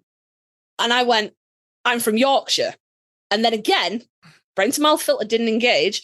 And I went, but you won't come there. So I had to come to you. And I feel like maybe he smiled, maybe he laughed. I genuinely don't remember. I didn't remember that I'd said that to him until a couple of hours afterwards. So I don't know. But he went, oh, Yorkshire. And I will save what he did for the actual word. He went, oh, Yorkshire. We met someone from Yorkshire earlier on today. They said they were from York. That's how he said it. Yorkshire. York. Right. First of all, there is entirely too many letters in that. You don't pronounce it Shire. It's not Middle Earth. It's sh. Yorkshire. Right. And also, you don't need to elongate that O. It Yorkshire. Kind of like you wouldn't elongate the O in like your. It's like that, Yorkshire. But it's spelled Y-O-R-K. And then Shire as in the Shire. But again, Yorkshire. You cut off the end of it. You pronounce all the word. We're busy people. So I'm fully fucking invested in this banter with him at this point. I don't know what the fuck possessed me. I have no idea. I genuinely thought that when I met him, I was going to go to pieces and cry and wail. And what I actually did was sass the ever-loving fuck out of him. Because he went, they said they were from York. And I went, that's not Yorkshire. That's North Yorkshire. Because it is, and it doesn't fucking count. All right? Yorkshire is West and South Yorkshire. Okay? North Yorkshire is posh. We don't associate with them. North Yorkshire, when you think of Yorkshire, if you have an image in your head, the image that you have is probably of North Yorkshire. Rolling fields, cobblestone walls, little tiny villages in like valleys and things. If you have an image of like quintessential English countryside in your head, that's what North Yorkshire's like. Okay. It's posh. We don't associate with it. You're not from Yorkshire, all right? You're from North Yorkshire. It's specific. Yorkshire. Yorkshire. Yeah, see, you just... Yorkshire sounds weird. It does. Yorkshire. Yeah, but that's how... York. Fucking really, really made me laugh. But I was just like, oh, that's not Yorkshire. That's North Yorkshire. Like, they talk differently over there as well. But they talk differently in South Yorkshire, and we still claim them. So we're a very divided country. So I don't remember exactly what he said to me, but he said something about, oh, right, those North Yorkshires claiming your title, something like that. And I laughed. And then he's just sort of like putting his hand out for the next thing to come in front of him to sign. So I put my hand out and I was like, can I have a handshake? Because I'd seen a couple of people before me in the queue shake his hand. So he shook my hand. I just put my hand on my heart and I was like, thank you for Sam. And he said, thank you. And I left. Aww. And on the back of my photograph, so the photograph is the Liverpool shirt, and on the back of it, it says, always keep fighting, and it's underlined, and then it's big loopy love heart Jared signature. And it's the fucking cutest thing. Cute. That's cute. I love it. I love it. And if you are listening, there's no reason you would be, and I was the person who interrupted your fucking thing. I'm so sorry.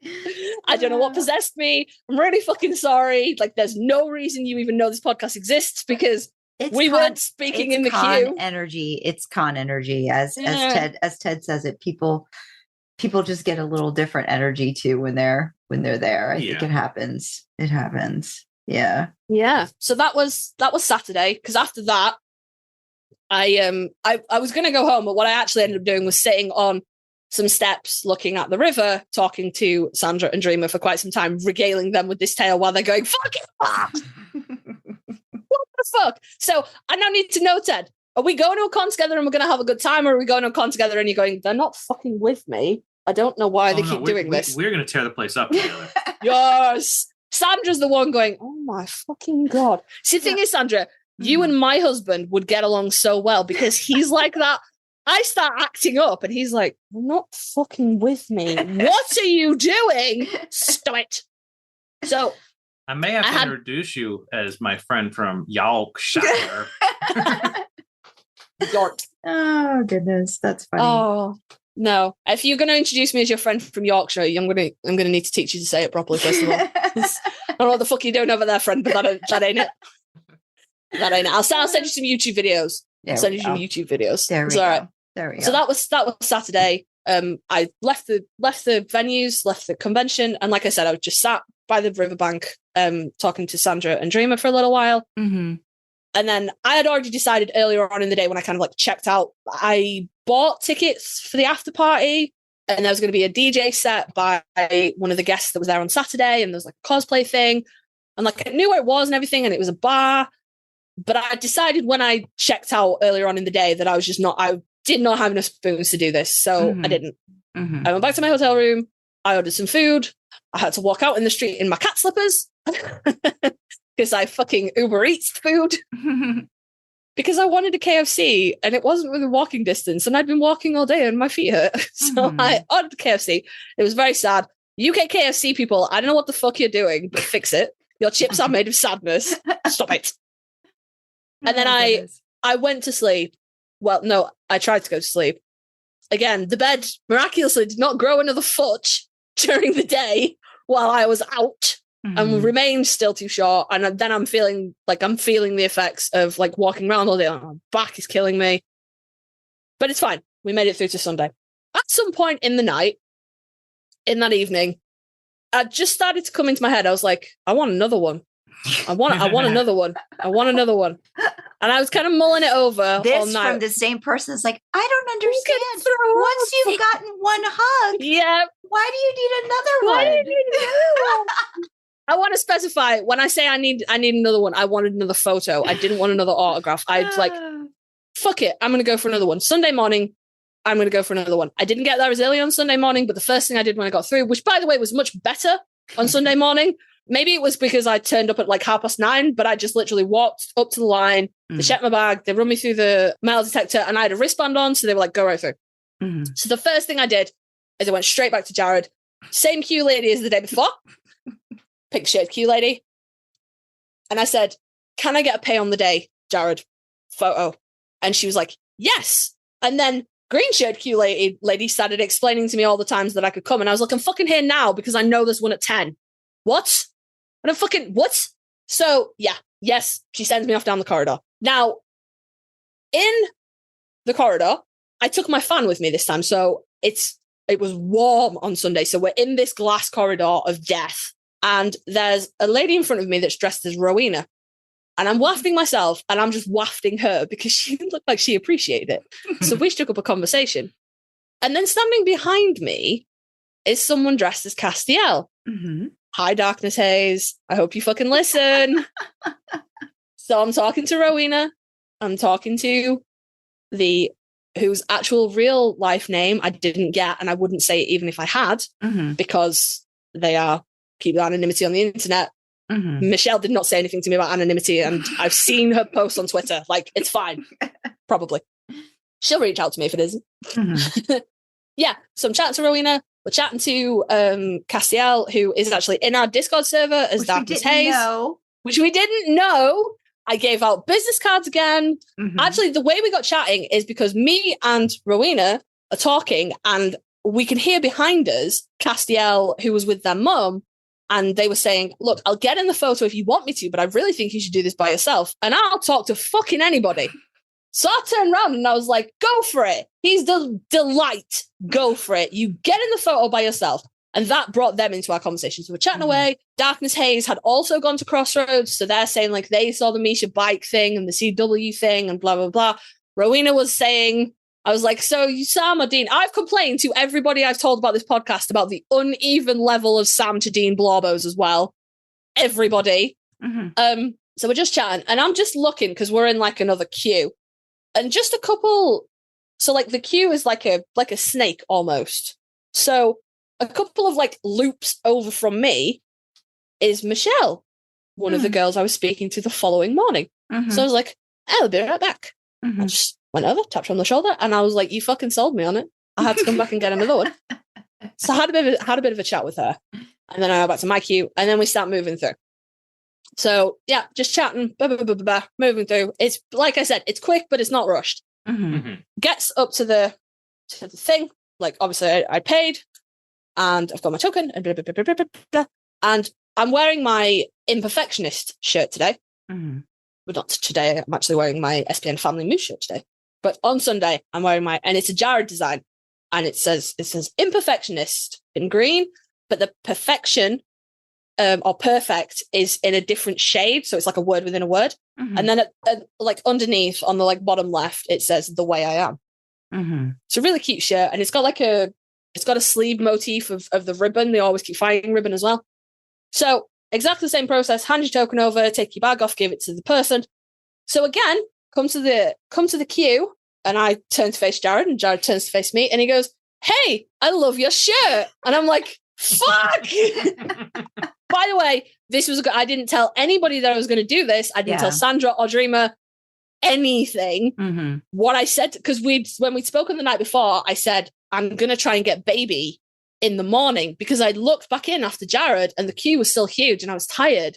So I said, the first thing I'm going to do, because all I had planned on Sunday was a Supernatural panel and a Lord of the Rings panel. So I said, the first thing I'm going to do is I'm going to come and I'm going to queue for baby, and I'll just stand there for as long as it takes. So I dropped them a message and said, as I'm coming out of my Jared photo, and said, go on a queue for baby with Rowena. Just had to do something real quick first. And that was all I said, and I didn't say anything else. And they were fucking asleep, obviously. Sandra was like, it's safe, I can sleep in. No, you couldn't. I'm a loose cannon. So yeah, he goes, I love your shirt. And I said, oh, no. The first thing I said to him was, good morning. Because I was in a great fucking mood, because I'm not scared anymore. I've already done this. I've already bantered with the man. I've sassed him. He's a person to me, not an idol anymore. It's cool. He's not wearing an Everton shirt. He's wearing flannel today. He's declared his football allegiances, as it were. He's in for the Reds, which alienated a lot of Liverpool to him, I'm sure. So, yeah, good morning. I love your shirt. And I said, thank you. I was the one wearing the I Hugged Jared in the shirt yesterday. Smiled, laughed. And I was like, can I have a big hug? So we had a hug, but it was not a life squeezing. Well, no, he squeezed a little bit of life back into me, but it was not the same kind of hug that it was the following morning, the previous morning. Really nice hug. Really, really happy with that photo. Rowena was in front of me, and it was her first time, so she's real fucking nervous. And she's like, I want to hug him, but I kind of want to look at him. So she waited for me. We got our pictures, and I was like, yeah, you did it. And then I was like, should we go check out baby? Because she had a bit of time. She's going to go see Mark. She was like, yeah. Message Sandra and Dreamer. Just had to do something real quick. Throw my phone back in my bag. And we went down. The queue for baby is huge. Like, the arena is pretty much dead. It's real quiet, but the queue for baby is the only thing that's queuing. And we just get into line. And then we start chatting to people in front of us. They're also queuing. Obviously, they're also queuing for baby. They're doing this with Jared. They've done this. So Rowena ended up dipping out of the queue because she had a time slot to go and get a photo with Mark, which is obviously baby you could come back to at any point, but eventually make it to the front of the queue. And I'm just chatting with this girl that's in front of me, and she's there with, I think, her mum and her aunt. We're chatting about the Supernatural panel, blah, blah, blah, blah, blah. And then this girl really nicely took photos of me and baby. And again, fucking difficult to get into. You have to press a button, and it's not how card dolls work. I don't like it. And everything was on the wrong side, and it was real weird. But anyway, I have some pictures of me and baby. Oh, no. The only one I want. So one thing I wanted you to say before he leaves was the thing that happened. Yeah. That other thing that happened. I want him that he definitely has to hear that before he goes. Yeah. Okay. Yeah. Because I want to, like, if you can just hang on a little bit longer, Ted, I want to tell you about the Supernatural panel and the Lord of the Rings panel, because they were, like, if you're Lord of the Rings, it was real good. So okay. I'd gone back into the hall, the hall 2 in the red building that I'd looked in the day before and gone, lol, no, I'll walk back out. But it was quieter that day. So I had to wander around, and I asked every vendor that was selling Funko Pops if they had any Supernatural left, and I all said no. But I nearly bought a Soldier Boy one. Nearly, because they had one with like the mask and the headpiece and the eye mask, and they had one that was just him. They were real cute, and they were cheap as well. But like I said to my husband, if I start that will become a problem. Because I'm insane and I won't stop collecting them. But nobody had any Supernatural Pops left at all. But as I'm kind of wandering around in that big hall space is, again, autograph queues for people.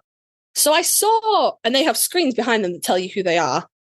And I saw Mark, so kind of just like eyeballed but he wasn't. There was people waiting in line, but he wasn't at the table. So I was like, all right, fair enough. My impromptu Jared photo cost me another £155. I did not have money for Mark Shepherd Crowley. Mm-hmm. So I've gone around the whole room. I found my donuts because I was looking for donuts on Saturday and I couldn't find them, and I found them on Sunday and they were fucking delicious. And as I'm walking back out of the hall, so I've got a box of donuts in one hand, and then I'm just finishing putting my phone in my bag with my other hand, and I'm walking to the escalators to go back up. And who's walking towards me? Mark fucking Shepherd. Completely on his own. He's obviously coming back from the bathroom or whatever, just walking towards me. And I just went, hi, Mark. I put my hand out, and he shook my hand and he went, hi, darling. And I was just like, have a great rest of the day. And he just walked past me. And it was fucking surreal. Absolutely surreal. Just fucking, I'm thinking about where the fuck I'm going to go to eat 4 donuts. And thinking that 4 donuts as a diabetic is a terrible lunch decision. And should I try and buy something with protein in it to try and offset this terrible lunch decision I've made? And if I'm going to eat 4 donuts, I need a fucking drink. And I can't be asked walking back up the arena stairs. Where the fuck am I going to get a drink from? And just out of the crowd, just Mark fucking Shepherd just walked, like, he didn't walk into me, but just walked straight towards me. And he was so nice. Like, he could have just completely ignored me. You know, he could have just carried on what he was doing. And I was like, I didn't want to take up any of his time. But I was just like, hi, Mark, you know, just gave me just the quickest of handshake. I got a darling. And on we went. Very cool. That was very, very cool. Sandra was like, Ted is going to be fucking stoked for that. Because I messaged the group and I was like, I just met Mark Shepherd. Just fucking randomly. And Sandra, when I spoke to Sandra about it later, she was like, he was just on his own without a person. And I was like, Free yeah, range. he cost like 40 quid, mate. He was not an expensive guest. Yeah. Bless him. Yeah. That was nice. That was nice that you got that. Yeah. You didn't worry about that. That was real nice. So yeah, speeding through. So we're cutting to about 2:30. The Supernatural panel is at 3. So I know where it is.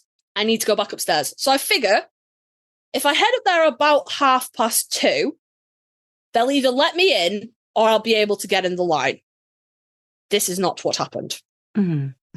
So you come out to, so I was in the arena because I was just all the seats were open and like the food stalls that the arena has just inbuilt were open. That was where you're getting food and drink from.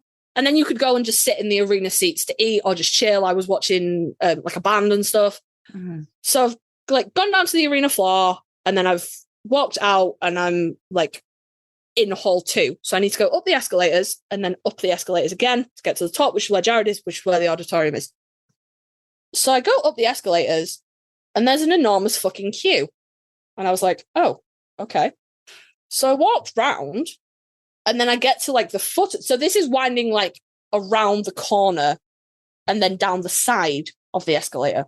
So I walked like round to get to the foot of the escalator and there's another queue going out towards the doors. And I could not fucking work out. And like people had tickets, but nobody would stay still. So I couldn't read them. So I didn't know what it was for. Sounds like the Saturday night special that one time in New Jersey. Yeah. So then I kind of just like sidled, because I'm not a queue jumper because I'm British and I know what I'm doing. No, that's not true. I queue jumped for the escalator 1,000 times because if you have to queue for a fucking escalator, you're not doing life right. It's an escalator. Everyone takes a fucking turn. You go and I'll queue jump an escalator and I'll queue jump for a coach that I have a seat on, but not a regular bus. But I'm not queue jumping this because it's fucking huge. So I kind of just like sidled up to the large security man. And I was like, he was checking tickets and letting some people go upstairs. So I was like, excuse me, what is this queue for? And then someone tried to sneak past him. So he was like, wait. And he was a really thick Scouse accent. Check this guy's ticket. And then he went, Supernatural. And I was like, oh, okay, cool. And I fucked off and joined the back of the queue that was extending towards the doors. And then I stood there for approximately 4 years. Because they stopped letting anybody upstairs. They were like, because the people they were letting upstairs were people that had Orlando or Jared photos. Because they were going on, Jared's photos were going on right up to the panel. So they were, and then eventually they stopped letting anybody upstairs. I assume it must have been after like the time slot. So they were like, if you're not there now, you're not going, kind of thing. And then we stood there, and we just stood there, and there's periodically people going, what is this queue for? And we're like, it's supernatural, blah, blah, blah, blah. This is a ticketed, paid for event. You cannot buy on the day for this. You had to pre-book. You cannot get in without a ticket, and the tickets had to be paid for. I don't know what the fuck happened, all right? But we stood there for about 4 years, and then they started letting the queue that had gone round the side of the escalators, they started letting them go up. So then we take queuing quite seriously here. And queue jumping is frowned on. So, man, why do they get to go? Me, fucking round me. I've got my full Qataris fan out because I'm like, I am done with all this shit. I'm sick of standing up. What the fuck? Again, ticketed event, assigned seating. What is happening? So the round the corner people go up, and then they stop them. And then some of ours go, and then we get stopped. So I didn't get to go in the first group of my queue, but I like... And then the round the corner people go again. Man, why do they get to go first? Me. They get stopped. We get to go. So then we get up to the top of the escalator, and then we get to join another queue. So this is queue 2. Fucking sweet. So normally you would, for Jared, you would come out of the top of the escalator, you would turn left, and it's like an open space, and then you would turn right to go down the corridor for Jared. Ooh. You got to the top of the escalator, you turned left, and you turned left again, and we queued around the escalator. Mm-hmm. And again, it's a glass-roofed building, and that bit is glass-roofed, and it was like 20 degrees on Sunday. Bam, time. So we queued in that bit, and then we got to go in another snake queue that goes, beep, beep, beep, beep, beep, and then fucking queued in there. And again, it's a ticketed event, people. Assigned seating. So we're doing queue 3, and we're doing that. And then they want you to, they don't want you to stand in single file. They want you to bunch up. That's important. Bunch up, fill the corners, because they're trying to get the queue out off the floor downstairs. They're trying to get everybody upstairs. So we stand in this queue, and then we get to leave this queue, and we go stand in a different queue in a different part of the building. And then there's people going down the line and asking for, your row number so they can, send you downstairs, or you can get in where you are. So people getting pulled out of line, and then you go. And then eventually I got to the door. And scan the ticket, do the supernatural thing. Blah, blah, blah. So I went, I found my seat. This person called Sandra booked my ticket. I don't know why, but she got good taste, man. She picked really good fucking seats. I didn't sit in them for the whole panel, but they were really good fucking seats. Because I sat down and I put all my shit under my chair, and then I saw mics around on either side. Because I was in the middle of the middle section of seats. I was in row L. And there's mics. And I was like, huh. And then people are starting to queue up at the mics. And I'm in for a penny, in for a pound. I've already splurged a whole bunch of money on another Jared photo. Fuck it.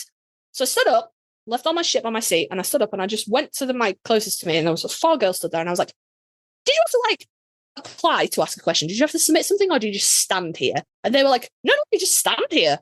And I was like, fuck it. Message the group. I'm going to find out if Sam's a vegetarian or if he just hates bacon. Fuck it. Sandra's live tweeting the Discord like Kasey is going insane. What? Anyway, I actually didn't end up getting to ask my question because by the time they got everybody into the panel and into the seats, they were running late.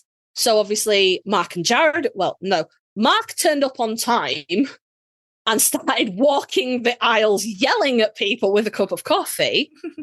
And was like, the quicker you get in and sit down, the quicker we can start, yada, yada, yada, yada. So, yeah, Jared turned up a little bit late. And then, so obviously it ran over, but they had to stop it because the Lord of the Rings panel was right after it. So they couldn't just let it go on indefinitely.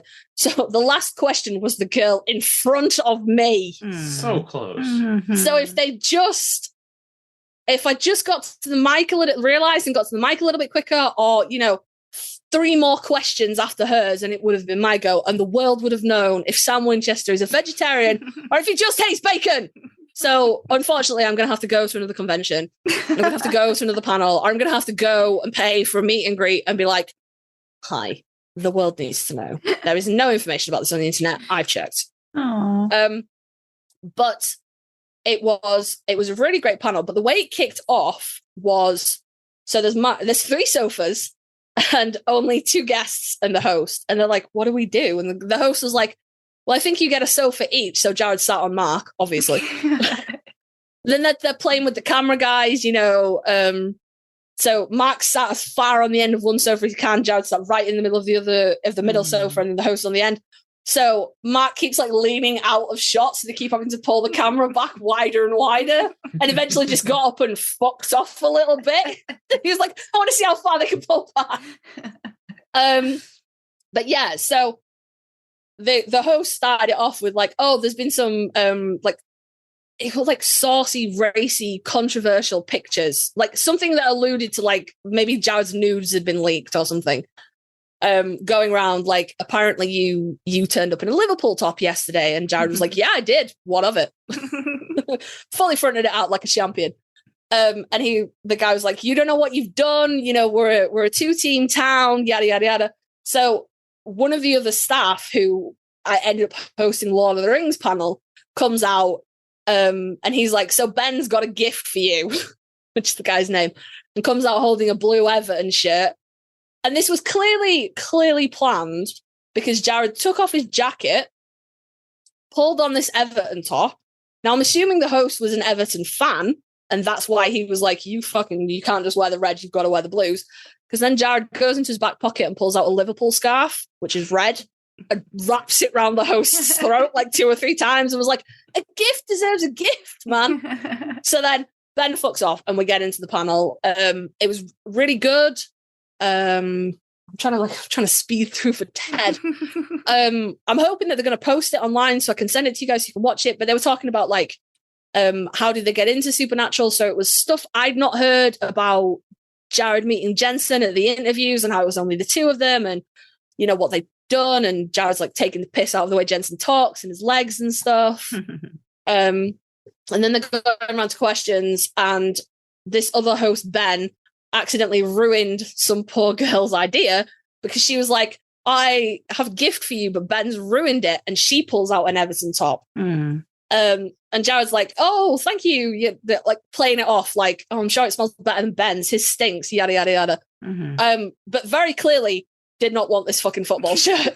So I specify that right now. Did not want it. So she asked a question and he was like, thank you very much. And then she went, can I give you the shirt? And he was like, no, darling. No, you keep it. And she went, I'm a Reds fan. So the crowd was like, ooh. And he was like, oh, right. So you're like, oh, Jared, this tastes like shit. You have some. And anyway, he very politely refused the shirt, said that he was sure she would find a fan to give it to. And Jared and Mark spent a lot of time talking about the end of season 8, and obviously the extended scenes that they'd had in the chapel at the end and stuff like that.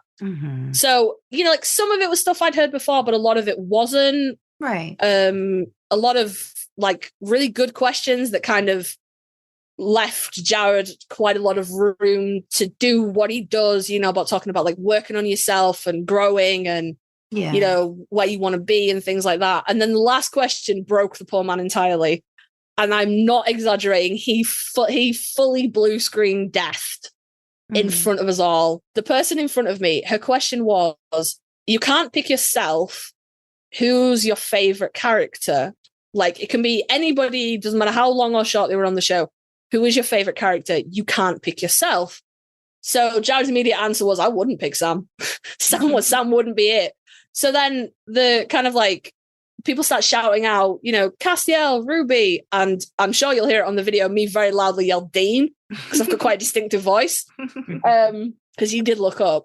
I don't know that he figured out that it was coming from me or like where the sound came from, but he did look up. But he just completely just couldn't answer the question. He just completely shut down.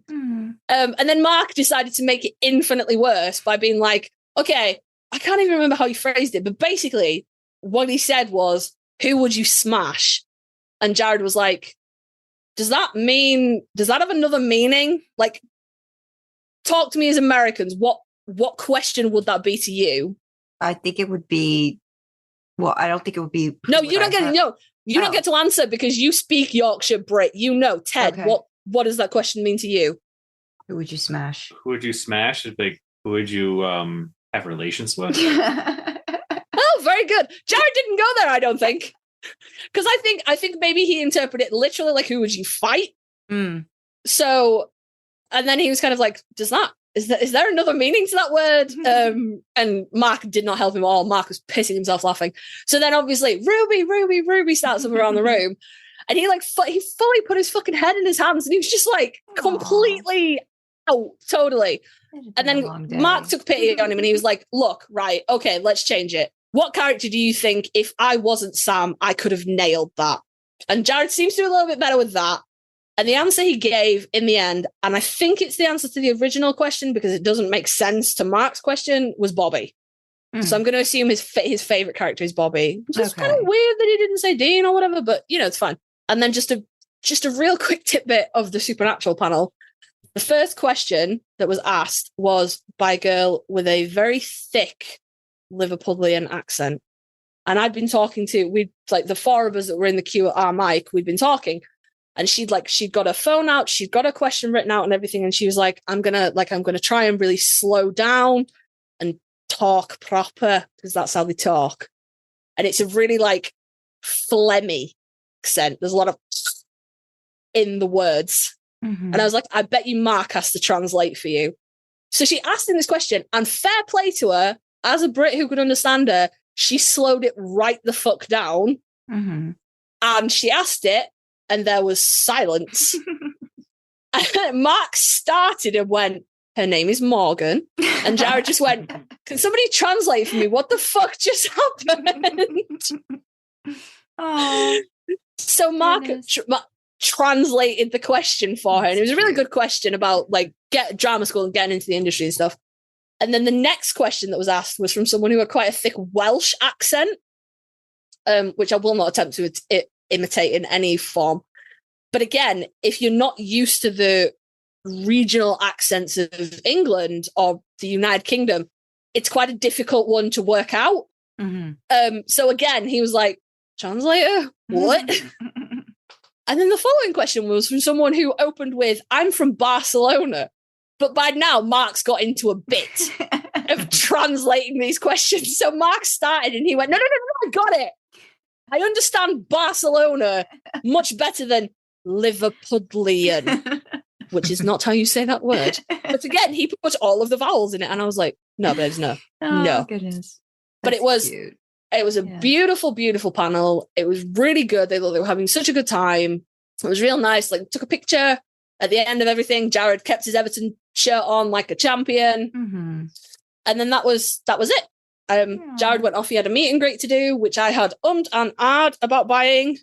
But I decided you were responsible. You didn't. I was a financially responsible adult. Yes. Pay no attention to. You're also saving yourself for your next convention. Yeah. There you go. Now, and then you can reward yourself and get a meet and greet. Yeah. Ted is bad people's. You're a bad influence, my friend. You're a bad influence. I have kept you for 3 hours. So it went fast. John. I really enjoy popping in on your podcast. Yes. Thank you for joining us. It was nice to have the experience to compare against from our convention to yours. So yeah. You'll have to listen to this episode though, because there's more logistical stuff that fucked up on the way home. So you have to listen and catch up with that as well. But thank you for joining us. Thank you for sitting and listening to me ramble for 3 fucking hours. I appreciate it. Thank you, sweetie. You guys are very welcome. Love you. Thank you. Now fuck off and do what you're supposed to do. Okay. Oh, so great to chat to you, Ted. Thank you for joining us. Thank you for having me. Talk to you guys later. Talk to you later. Bye. Yes. Don't mess up my listening booth. I just put the chair back. All right, thank you. Stop touching things. Leave. Okay. Love Bye, you. Dad. Bye. Bye. All right. Okay. All right. Okay. So you tell me what you want from me now. If you want me to go through the rest of the logistical stuff, I will. But if you want to kind of dive into the emotional feels, I will do that as well. I want to do some of the emotional stuff because I feel like that's important to talk about. Because I know we were talking a little bit about it yesterday, and I was just after getting the experience, and I think what you were working up in your head about what it was going to be like to meet him. I think one of my things was, has it sort of broken the myth a little bit for you, and do you feel any different now Oh, for sure. Yeah. So For sure. what do you think? What happened? Yeah. No, it was like I had in my head what I was going to say to him for my photo. And I was going to ask him for like, I wrote it down somewhere. I was like, the biggest always keep fighting hug that Jared would give Sam in his lowest moments. Mm-hmm. And I put a real lot of emotional weight behind that. Like, this is my one fucking chance. You know, this is my one chance. And we all know that what I wanted was a moose hug. Mm-hmm. I really wanted the life crushed back into me by this human being. Right. And that was what I wanted. But what I put a lot, and you've got to bear in mind, I've had a long fucking time to think about this because I thought it was never going to happen. Right. Yeah. And then when it was looking like it might happen, and like I missed him at Wales, and I made the right financial decision at Scotland at the end of last year, and I was like, next time, that's my go. So Mm-hmm. I'd had a long time to think about what I would want to say to him anyway. Mm-hmm. And then I'd had a long time when it was starting to look like it was a possibility to kind of refine that. Yeah. And I'd put so much weight in my own mind behind this. Mm-hmm. Like, we've talked about it so many times. Like, Sam is my soul character. That is, you know, and had I got to ask my question at the panel, it would have been prefaced with, I want to thank you for Sam. I relate to his journey so much. Mm-hmm. And, you know, like tossing a throwaway, you know, like not the supernatural part, but the rest of it, you know, and that I relate to it and I identify with it. And I wish that neither of us had gone through that. But the fact that Sam never quit gives me the strength to never quit, you know? Mm-hmm. And then I was going to be like real serious and then be like, now here's a stupid question. Is he a vegetarian? You know? Mm-hmm. But like that was after, obviously. So I'd kind of like built it up in my head that I was like, I built it up in my head like it was an unachievable goal, but I'd put a lot of weight emotionally in my mind that this was my one chance. And it was really important to me that he understand what I wanted, in that, give me what you would give Sam. Let me feel that. Mm-hmm. Like what I'm going to say makes it sound like I'm not happy with what happened, and I'm ecstatic with what happened. But I didn't want it to be just another hug, you know?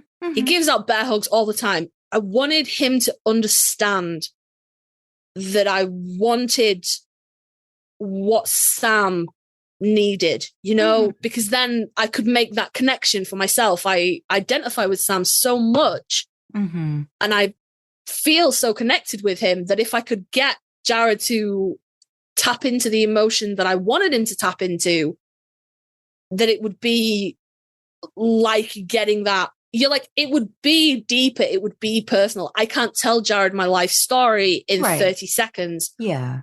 But if I can get him to tap into the emotion, the love that he feels for Sam, the emotion that he feels for Sam, he knows Sam's journey. If I can get him to just give me a split second of that, that's enough, you know? So I'd really thrown this weight behind it. Yeah. And that was a big part of why I was so nervous. Not particularly because I was scared to meet him, although I was. But as we've established, I can talk to fucking anybody. I'm not, you know. And then he blew it out of the water completely. He derailed everything by when I went hi and he responded with, "You're fucking right, you did." And I was like, he's just a person. Yeah. And it just switched, like, not that, like I said, I don't want it to sound like I didn't get what I wanted, because I absolutely did. Right. But it just drained away all this emotion that I had built up in my head. And it took away, looking at it now, and you've got to remember, listeners, that I'm literally 48 hours out from this experience, less than. But looking at it now, I think I had put too much expectation on him. Not that he knows, obviously, but like I said, I put so much weight behind this. Right. That's a lot of pressure for him, who doesn't even know that he's doing it. Yeah. But he spoke to me like a person, you know? Suddenly, this is not Sam Winchester. This is not Jared Padalecki. This is a guy who thinks my t-shirt's cool. All right? I am a nerd at heart, people. You show me a cool nerdy t-shirt, I'm fucking with you. Someone says my t-shirt is cool, I'm fucking there, right? Mm-hmm. I was shopping for this con on Wednesday, and I had already like sewn up because I sewed on my patches and stuff on my bag. So I'd already sewn them up. I'd already like put my pins where I wanted them and stuff. And I was waiting for an Uber outside the store, and a woman came out of the store and she like walked past me and she stopped. She's got like a trolley full of like groceries and shit. And she stopped and she went, I just want to tell you, your bag is amazing. It's so cool. Mm-hmm. And I was like, message Sandra and Dreamer. And I was like, someone just said my bag is cool. Fucking hell. Like I am, I'm a nerd at heart. Like somebody complimenting something I'm wearing because it's cool or it's nerdy or it's whatever. That resonates with me. So in this instant, he's gone from this really big emotional thing that I've put so much weight behind to he's just a fucking person. And then you know what? What do I want from this person? I want the biggest fucking hug. Mm-hmm. Squish the ever-loving shit out of me, dude. Mm-hmm. Squeeze the life out of me. Mm-hmm. And like, I know Sandra has released her pictures, but I won't be releasing mine on... They are in our Discord, so if you really want to fucking know what I look like they're in our Discord. But it's nothing against anybody. It's nothing against social media or anything like that. I have enough dysphoria over my voice, and not that I'm dysphoric over my voice, but I am aware that I have a female voice and I have a feminine face because I am assigned female at birth. And if I just give you one of the two things, you kind of, in my experience, people can meet me halfway. And the people that care can put the effort in to change their perception of me to not be a girl. If I just give you my voice, and I keep saying they, them, MB, trans mask, agender, like it sticks a little bit better. If I give you my voice and my face, your brain just subconsciously files me as female. And I find it harder for people to keep my actual identity in their mind. And that causes a lot of dysphoria for me. Mm-hmm. So it's nothing personal. I just prefer to give you one or the other where I can keep my anonymity. It's not that I'm precious over my face or that I don't want to show y'all what I look like. It's a whole trans fucking thing. Like, you get girl voice. I can't do anything about that. Let me just keep this thing, please. If you really, really want to know, my pictures are in Discord. You can see my face. And it's actually real cute that Sandra, when she hugged Jared for me, she's pulling like a face. And the first time I met Jared, I'm also pulling a face, because that is the face you make when he squishes the fucking life out of you. I don't even think it's voluntary. It's the buildup, I think, too, like the expectation, of what his hugs are going to be like. And I think your description of him just kind of like he helped diffuse the situation, I think, for you a lot. And his 1,000%. And his ability to just like make it very, even if though it wasn't a long moment, it was personal, and it was just the two of you, and just, whatever he could work with in that moment is what he worked with. And he made it happen for you in a way that was comfortable. But I think going back to, I think, like the hug, because I remember you saying that, seeing the hug that he gave me and what I had asked of him kind of made it, special in that way too. So maybe that was also like, part of it too, like having that kind of like, stages of stuff, like, like this, like maybe all of that kind of like worked itself together to kind of like finally come to that moment, and you getting in front of him saying the thing. And then it's just like, okay, this is, like you said, it's a guy, but I think in the end too, it's a guy that there's no way to not, he's a guy too, but it's still this different situation. Oh yeah, it's not like it's not like, oh, he's a guy and if he bumps into me I'm going to turn around and tell him to fuck off. It's not like that. There's still that element of, oh fuck, that starstruck element. But he diffused it all so instantly, and it literally, because like I don't know whether this is like a me thing or an autistic thing or whatever, but I find it really easy to meet people on their level. Mm-hmm.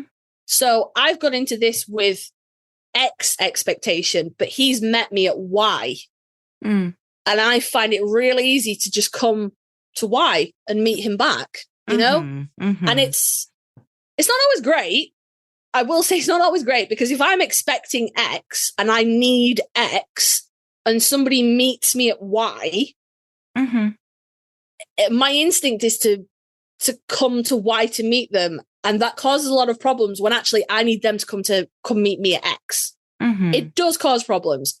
But that was just like, because I mean, I really could have, I couldn't, it wasn't, you know, it just like instantly like a snap. But, you know, I think you could, in that situation, hold on to your expectations and you just walk away disappointed. You know, well, because he wasn't doing intentionally to ruin. No, he didn't know for you. Yeah. And I think that's a difference. And I think we talked about this before, like it's their job, right? At the end of the day, it's their job. And some of them, I think, do their job really well. And some of them, I think, know when they need to break out of character or like make the moment work for the person. Right. And they can get beyond the machinery of it at times. And I think Jared's very good at that. I think when it comes to that part. And I think it could be to a lot of it. I think it's because he needs it too. Right. Like, I think for him to process it and to make all this stuff work, like, I really do believe he's got to make, even if it's a very short connection, he's got to make a connection with you. And I think that's very special about like, I think Jared as a person, you know. So he's the only person, like, I didn't go and pay anybody else like on the door, as it were, over the weekend. And I would be interested to, you know, be lucky enough to get that get an experience like that with other people to see how it compares, because there were a lot of unhappy people from this convention on Saturday saying that, you know, it had felt like a machine. They were in and out. It was so impersonal, and there were issues with guests and things like that. And I'm just like, but it's like, I feel like, unfortunately, if you've never done it before, I feel like that can be a jarring thing. Like you said, your expectation, I think you were really lucky too, in that you were able to not have it hinge, even though you thought it had to hinge completely and it had to happen the way you needed to. It didn't, but you were able to find the importance and the special parts of your experience with him. And I think that, unfortunately, this is why I feel so sad too about some people that can only do it one time, because if there's all of this expectation and it doesn't go the way it's supposed to, it can leave a sour taste in your mouth, right? And sometimes it's not the fault of the person that you went to see. It's just a matter of happenstance, or like just how it shakes out. Yeah, that's what happens at the end of the day.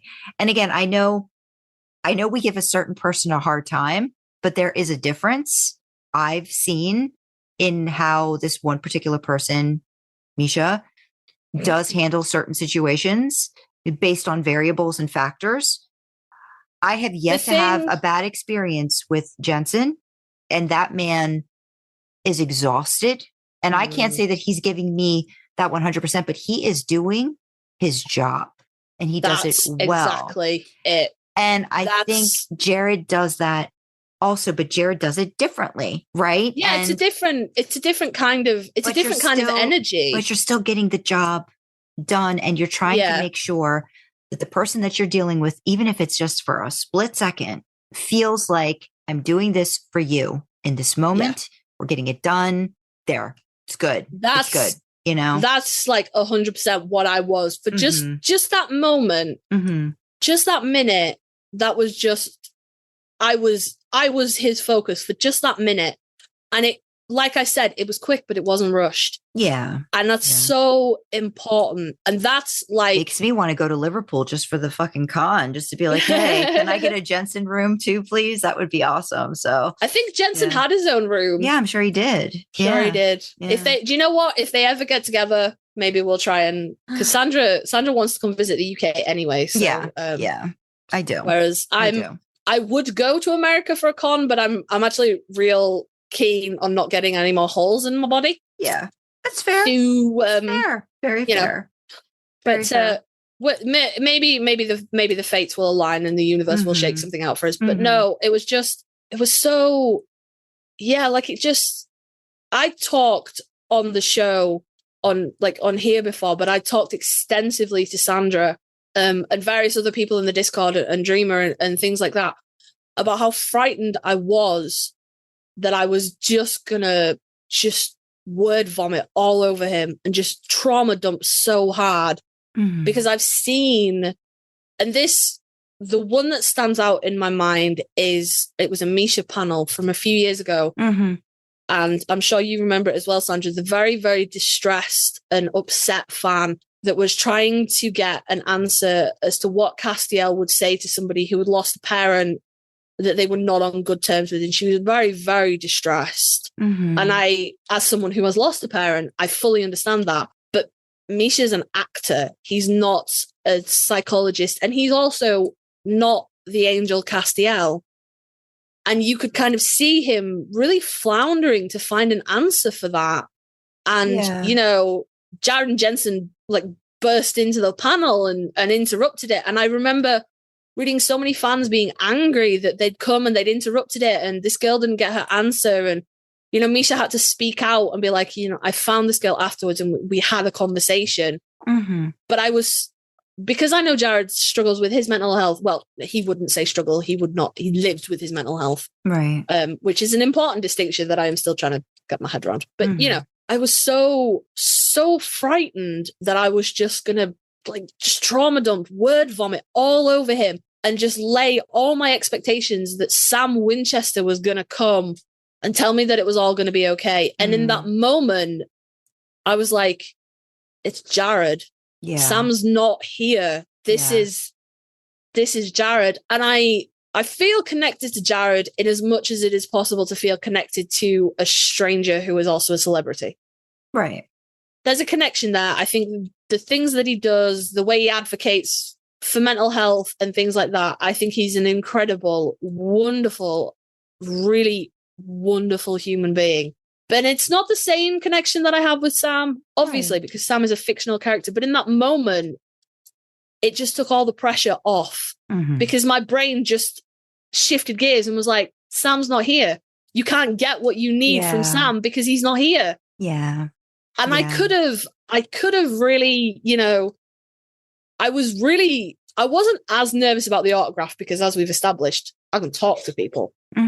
I was nervous about the photograph because I was really nervous that I was going to just make a fool of myself. I'm very clumsy, I really hate my face.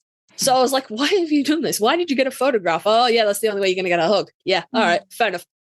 But I wasn't as worried about the auto, and I hadn't planned what I was going to say or anything, but I know that I was planning to say something about wanting to get Always Keep Fighting tattooed because, I've been through some shit and it's really helped me. And again, without even, it definitely wasn't like a deliberate attempt to connect with me or anything. He was just like, hey, quit it. I was like, I'm going to coddle my brain a little bit and assume that he was just joking with me and he wasn't really being like, hey, fuck off, this is not your moment. Right. I really hope. Yeah. I think he was just having fun with it. That's what it sounds like. You know what I mean? Yeah, I hope so. Because I'm just trying to coddle my brain there because I do feel a little bit guilty about kind of stepping into the person in front of me's autograph that moment. But yeah, again, I could have held to that, but then he just took it, just completely changed gears, changed levels. And I was like, okay, this is what we're doing. Fine. And again, then he goes from, he's just a guy. He's just a guy, and I'll banter with him. I'll have a bit of back and forth. I'll sass him back. And he's laughing and smiling and hopefully enjoying himself. Yeah. But yeah, it was strange to build that up so much in my head, and then have it go so drastically different both times, the photo and the auto, really well, you know what I mean? That's the thing, but not feel disappointed in any way. Yeah, the interactions that I had with him were incredible. They were amazing. And and I'll front up right now, The only reason I went back for a second photo is because I'm not happy with the first photo. I don't think he was ready when the photo was taken, but I have seen photos of him doing that smile with other people, so maybe not. But to my eyes, and Sandra has seen the photo, he looks uncomfortable in my first photo. And Sandra was like, I don't see it, but I see it. I've seen other photos that have the similar smile in it. So I just think it's a matter of, if it was the first of the day, I think just like everything else, I feel like you got to break in, you got to get into a rhythm, into a routine. So I feel like that sort of like whatever you think you're seeing, I think it's just him just sort of like getting back into the flow of it, like that sort of a thing, Yeah. Maybe so. And I will say it was so hot. Yeah. In that he was room. A sweaty baby too. And he was like, again, Sandra will back me. He's sweaty in that photo. Mm-hmm. Like I'm sweaty in the photo, but it's literally, he'd been in that room less than half an hour. Where are the fans? There was nothing. Like, they don't have fans. Fans. I'm like, he needs fans. I'm like, they did not get the memo. They did not. They did not prepare. He mentioned it in the panel actually about I was talking, he must have been talking about, they were talking about the first scene that Mark and Jared were talking about, the first scene they filmed with Crowley. Mm-hmm. And it's in like inside with the fire and everything, and they're talking about don't miss. And Jared was like, I was miserable. It was so hot, and Sam and Dean were dressed for the winter. They've just come in from outside where it's pissing it down because it's Vancouver. So he's like, he's like, I'm wearing Sam clothes, like thick flannel wool coats. He was like, I was so miserable. I sweat in the snow. Yeah, which is we've established he's does not like. I imagine he handles heat quite well, but his body responds to heat. Yeah, significantly. Like I feel like if you couldn't handle the heat, you'd move out of Austin. Right. But I don't know. I hear they got good sandwiches, so maybe that makes up for it. I don't know. I guess. I think that's what it was, really, honestly. I think I don't. Yeah.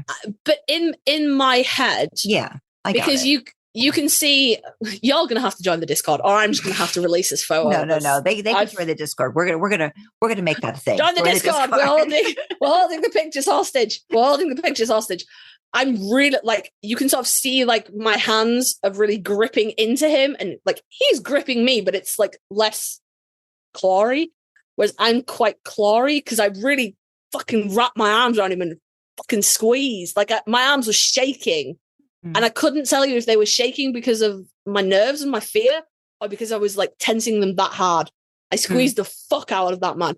So I see that photo with his face. Like he's got a beautiful smile, but just looks a little off. He's not like full teeth smiling in the photo. Join the Discord. He's not like full teeth smiling in the photo. And my brain latched onto this as you made him uncomfortable. So Kasey, you grabbed him too tight. You squeezed him too tight. You made him uncomfortable. That is why he's pulling that face. And once it's latched in there, that's your brain. And I get it out. That's your brain. Yeah. That's your brain. That's your brain doing that. Because I think because that's every little minute minutia is then dissected and thought about. And how did I look when that's happened? What the heck was I like? What was coming out of my mouth? What was he thinking? And it's like you're never going to get because that. I can't drop him a message. I can't be like, hey, Jared, met you in Liverpool over the weekend. I was wearing the I Hug Jared shirt. Anyway, you remember?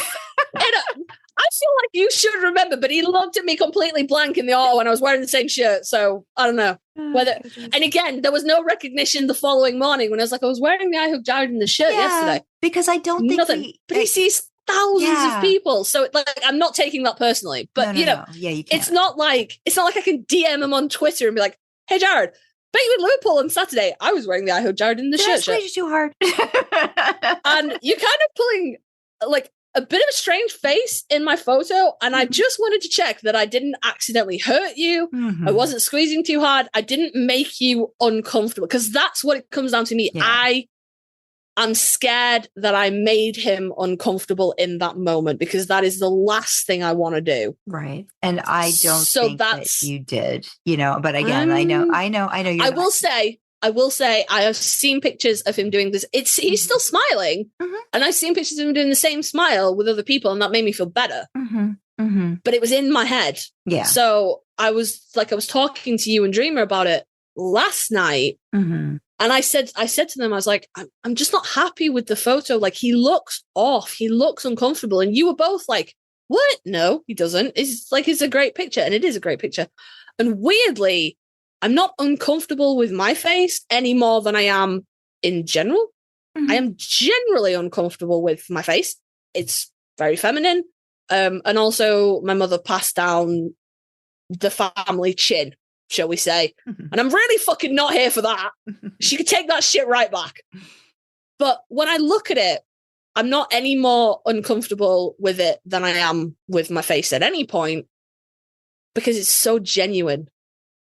It's so like I don't know what it's like at creation, but you get in your pose, and the camera lady goes 3, 2, 1, click. So you kind of like, you get a chance to prepare. Like, it's they just go, and whatever you get is whatever you get. But it's so genuine. It was like big fucking squish, smile, and that's what it came out with. And I love it.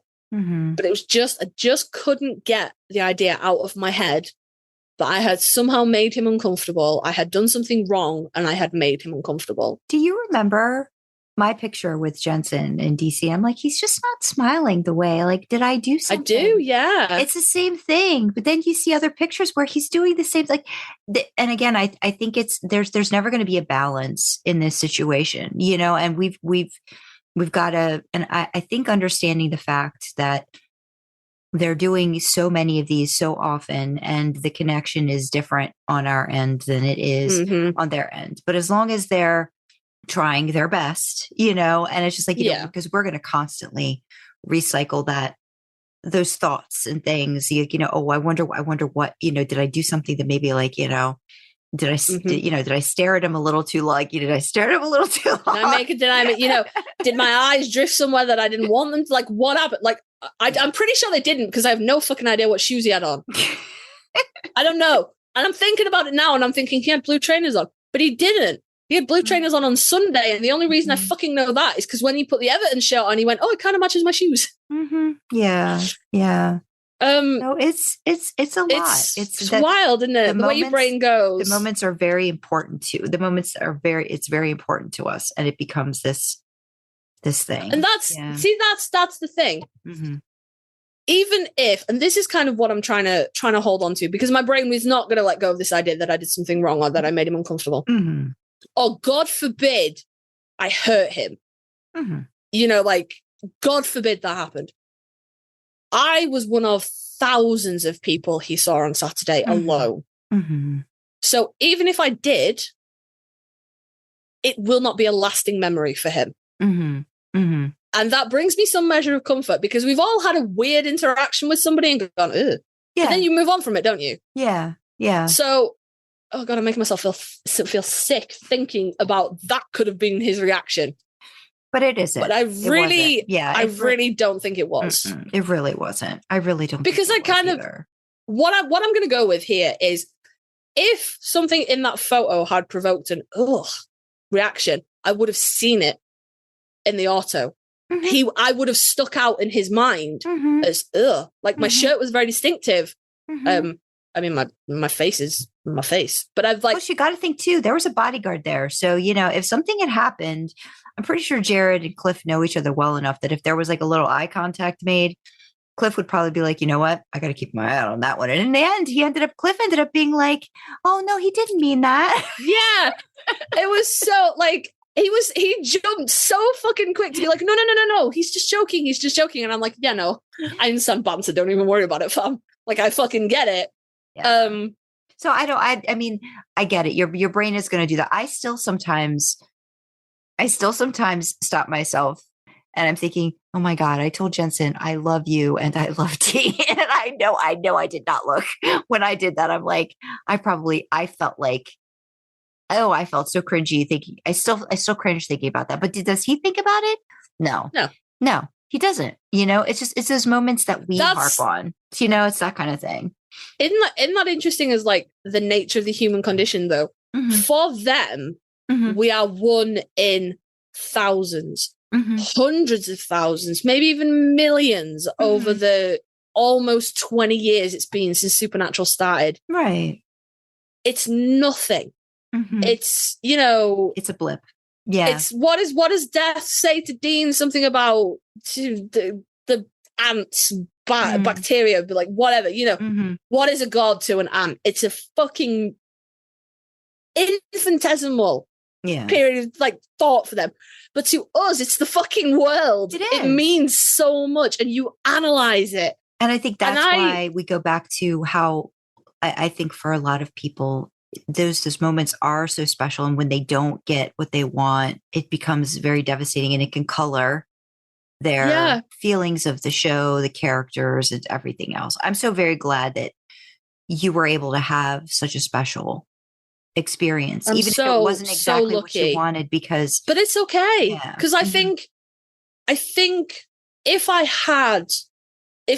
Jared had met me at X instead of coming in at Y and I moved to Y to meet him, if Jared had met me at X, I don't think that would have been good.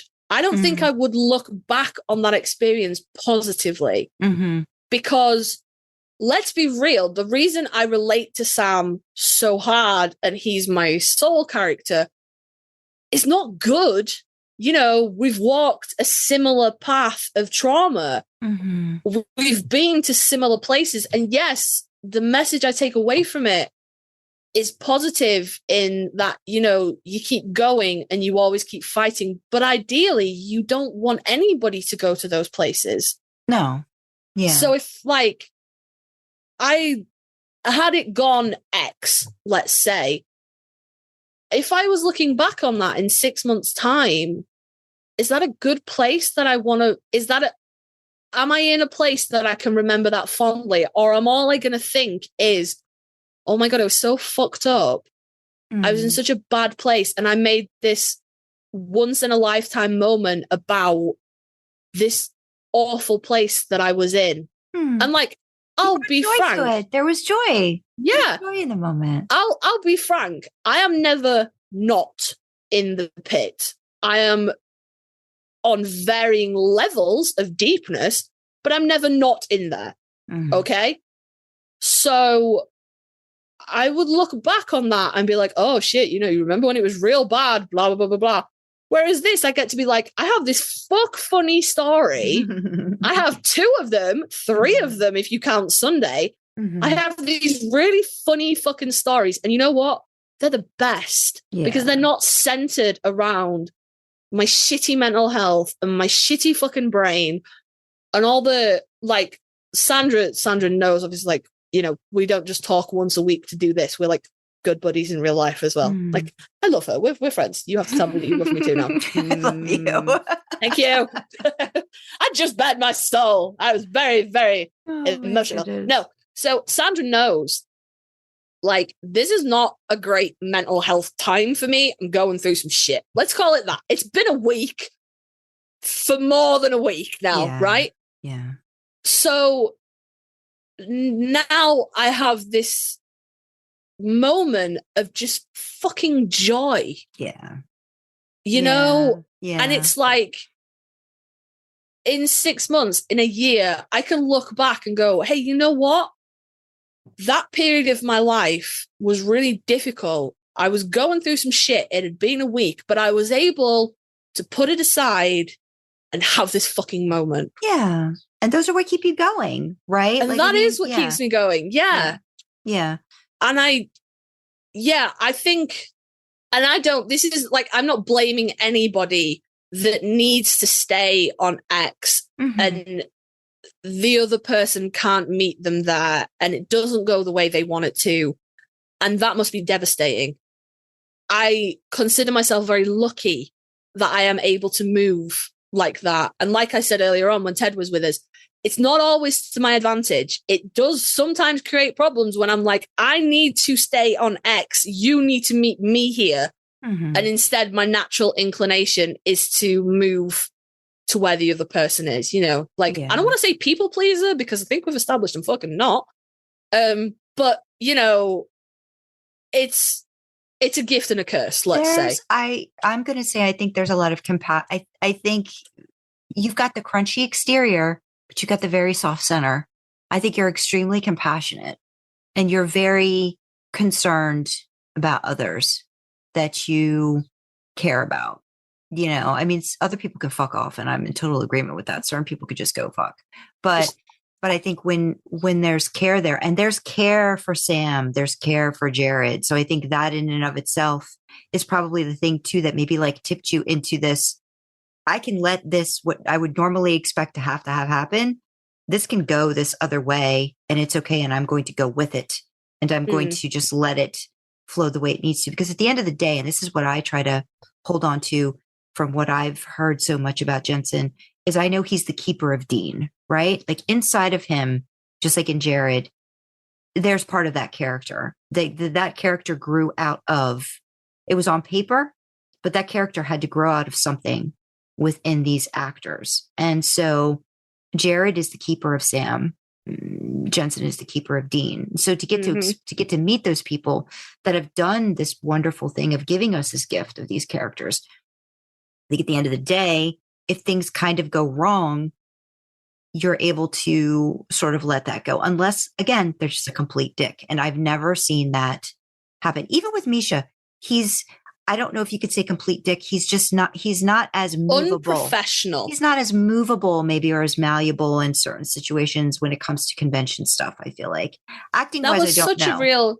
That was such a real nice way of saying what I said. You were like, I don't know if he can move the way. Unprofessional is the word that I would use. Sometimes I've looked at him and I'm like, I can get it, because I've been told, resting bitch face and all this kind of stuff, that like what I'm giving to people is not necessarily what I'm intending. Right. But I think Jensen and Jared are able to work beyond whatever's going on, and again, there's certain people that could do that better than others. I imagine it must be really beautiful to see something that you've helped make. Right. Yeah. Flourish. Yeah. And the fandom has its problems, and we've talked about it, but overall, it's a good place. I made friends over the weekend, albeit very fleetingly, but, connections were made based on the love of a TV show. Yeah. And that's all it comes down to at the end of the day. And it's just the love of a TV show. And that's, I don't even know how we ended up here. We were just talking about like actors that can meet you and places like that. And I mean, like, I remember saying on this podcast a long time ago, long before I thought UK cons were ever going to be a thing, that I couldn't get what I wanted out of a con. I couldn't get the emotional experience. And while there is a part of me that very dearly would like just 5 minutes to just try and explain what Sam Winchester means to me, to the person who knows him best, I appreciate that that's not something I'm ever going to get. But that's okay.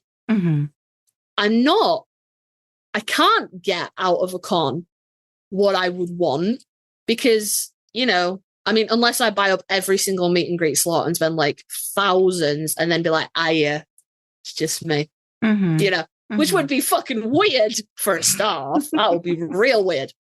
I can't get that, but that's okay. Yeah. I think. And that is one of the big things I'm taking away from this weekend, is that I don't need to put so much weight behind Jared knowing what Sam means to me, because he does know. Yeah. He knows what Sam means to him, and he knows what Sam means to all of us. And yes, it would be lovely to throw my voice into the ring as well and be able to relate my personal experiences and how Sam has helped me personally. But he knows, and that's okay. Yeah. So, just being able to let go of that, and it took all the weight off me, and it took all the weight off Jared that he didn't even know he was carrying. Took all my expectations off him, and then again with the auto, he did the same thing. And it's I didn't know I needed to be there, but he met me where I needed to be. Mm-hmm. And that's so beautiful. That's good. I'm So very happy for you. Very happy beautiful. for you. And I did go back on Sunday morning and I did get another auto and I'm another photo, and I'm much, much happier with the photo because I got a beautiful toothy smile and so pretty, and I'm not squeezing the fucking life out of him. It's just like a normal hug and it's real nice. And he's in flannel. It's nice. Yeah. And I forgot to smell that time either. That sounds disgusting. I forgot to breathe. It's difficult though. It's difficult. I'm just glad now you've gone through the situation and you understand too. Because you're like, I just don't understand how you couldn't smell him. I'm like, I don't know what to tell you. Like, it just did not process. There were too many things to process. Yeah. That was too much. That's a big reason why this kind of like breakdown. Oh, it didn't have to happen today. I could have handled this tomorrow. But I'm like, Sandra and Ted go to conventions together. So when they're recounting things, they can kind of like, oh no, you forgot this, or don't forget that. Or, like there's two people to hold the memories. I'm just one fucking person. And I'm insane so much of the time that I was like, if I don't get this on record, I'm going to forget. Well, I think too, it's kind of like, again, like having somebody else there. Like if we were ever to do a convention together and there was a situation where we were going into the autograph line, I would want to be behind you so that I could witness whatever would occur. You know what I mean? When we go to a convention together, Sandra's going to be behind me. She's going to record the whole fucking thing. I can't though. I can't record. So I have to record it in my brain. They won't let you record stuff like that on a phone. Oh, really? You can't record stuff. You can't record autograph stuff. You can't have your phone out and do all that stuff. So for me, it would be like take a secret GoPro. Because again, like once you're done, you're done. You can't really kind of like just hang around, like to watch what's going to be happening. So the thing that would make sense. The way Liverpool was set up, I could have had you been behind me in line or I behind you. Yeah, you would have had to go to the curtain, but it's just an open curtain. You could have crossed the imaginary boundary and turned around to watch. They don't let you do that in creation. They've got people sort of at the entrance and the exit point. So you can't really just kind of meander. You're kind of expected to keep it moving. You can't just kind of like hang out situation. So what we're hearing from this is that despite the fact that creation is bigger and does shitloads of things, Monopoly does it better, and Sandra needs to come to the UK. That's what it sounds like. I mean, but then again, like, I don't know how much time. See, that's the thing. I don't know how much time we're really given for stuff like that. There's a lot of. The one thing about creation is well in advance to make these kinds of travel plans and stuff like that. Like you really didn't know until, was it the beginning of the year? Yeah. That's not quite as much, but we, who knows, at the end of the day when you'll have to, maybe what we'll have to do is you'd have to just set up a UK fund like I did. I was just like, this is the Jared fund. And whenever it comes up, I'm ready. Well, once we get the roof fund and other things out of the way, I think we'll be able to. When we've got the other important things like the house done with it, maybe we'll look at a UK con fund then. Because I have talked to Ted about I said, I think once a year is just going to have to be it right now. Because we've got DC coming up. I said, and next year's Philly. I said, I don't think we'll do DC next year. I said, I think it'll just be Philly because it's close enough. Yeah.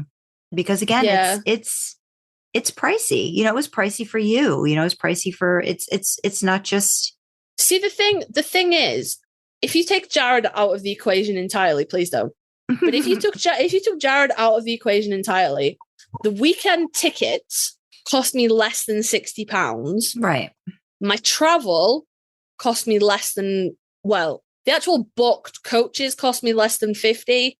But then if you factor in like normal transit buses, Ubers, things like that, it was probably maybe close to 70. The hotel was the most expensive thing for me. Yeah. And I think that would be probably different for you because you drive. So I didn't want to be somewhere that I was going to have to travel into Liverpool every morning. I got through Sunday. I didn't, like I said, but I only turned up like maybe an hour later. But I think it was the idea that I didn't have, I wasn't doing anything new, because I had the spike and crash of the photo, but then I couldn't come down from that properly because I then we're ramping up again for the auto. And Yeah. I wouldn't do it like that a second time around. I would get both of them at the end of the day. Mm-hmm. But on the Sunday, I only had the panels, and then I was like impromptu photo, but it was the first thing I did. Mm-hmm. So like I didn't have time to like freak out about it because I was like, I'm going to do this. It's going to be fine. Mm-hmm. And then like I'm like, I don't know if this rings true for you, but I'm like, once I've done something, I'm all right then. It's the first time doing it that freaks me out. I think for me though, it's like every time I go, I'm still going to be a little, it's not as bad as the very first time, but every time I would get ready to go and get in line with Jensen, I'm going to be nervous. There's no way I'm not going to be. Oh yeah, no, like I was, for a photo. I was still nervous the second time. I was still a little bit shaky. Yeah. Yeah. But there's no fear of the unknown then. Right. Yeah. You kind of, you know what you're going, you know what the process is, you know what to expect, you know, and then it's just, well, how did it go this time? You know, what was different this time? Well, you can go back and look at it and kind of like compare and say, okay, well, again, like, it's just so funny because like everybody will go into stuff with different views as to how something went, you know. Some people are like, oh no, it was fine. Oh, it reminded me of the same thing. And I'm like, that's not what it did for me. Like when I did it the second time, I was like, there was way too fast. There's way too much stuff going on. I felt like it was more chaotic. So again, is that just all the other things end me into a situation and whatever else is going on that just changes the output for everybody? So yeah.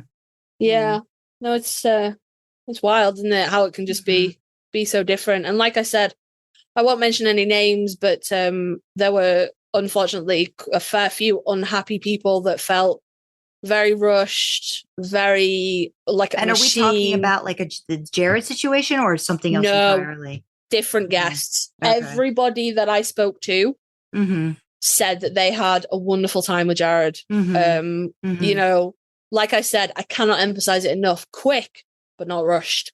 That's nice though. I'm glad that you got that. I really wanted you to have that. So I'm glad that you got that.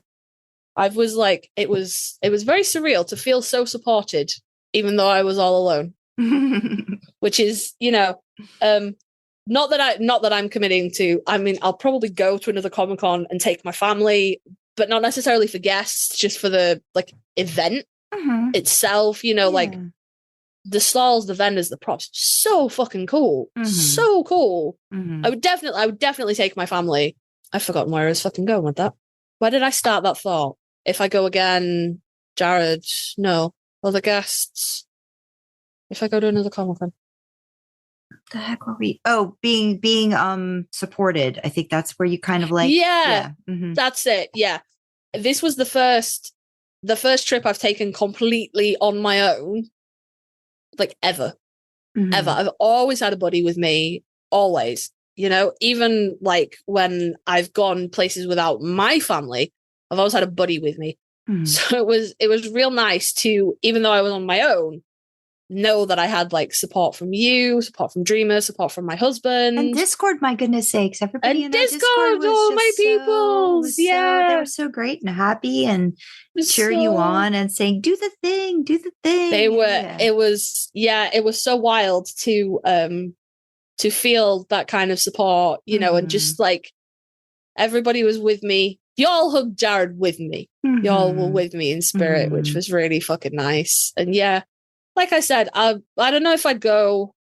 It'd have to be someone like it'd have to be Jared again to get me to cough up money like that again.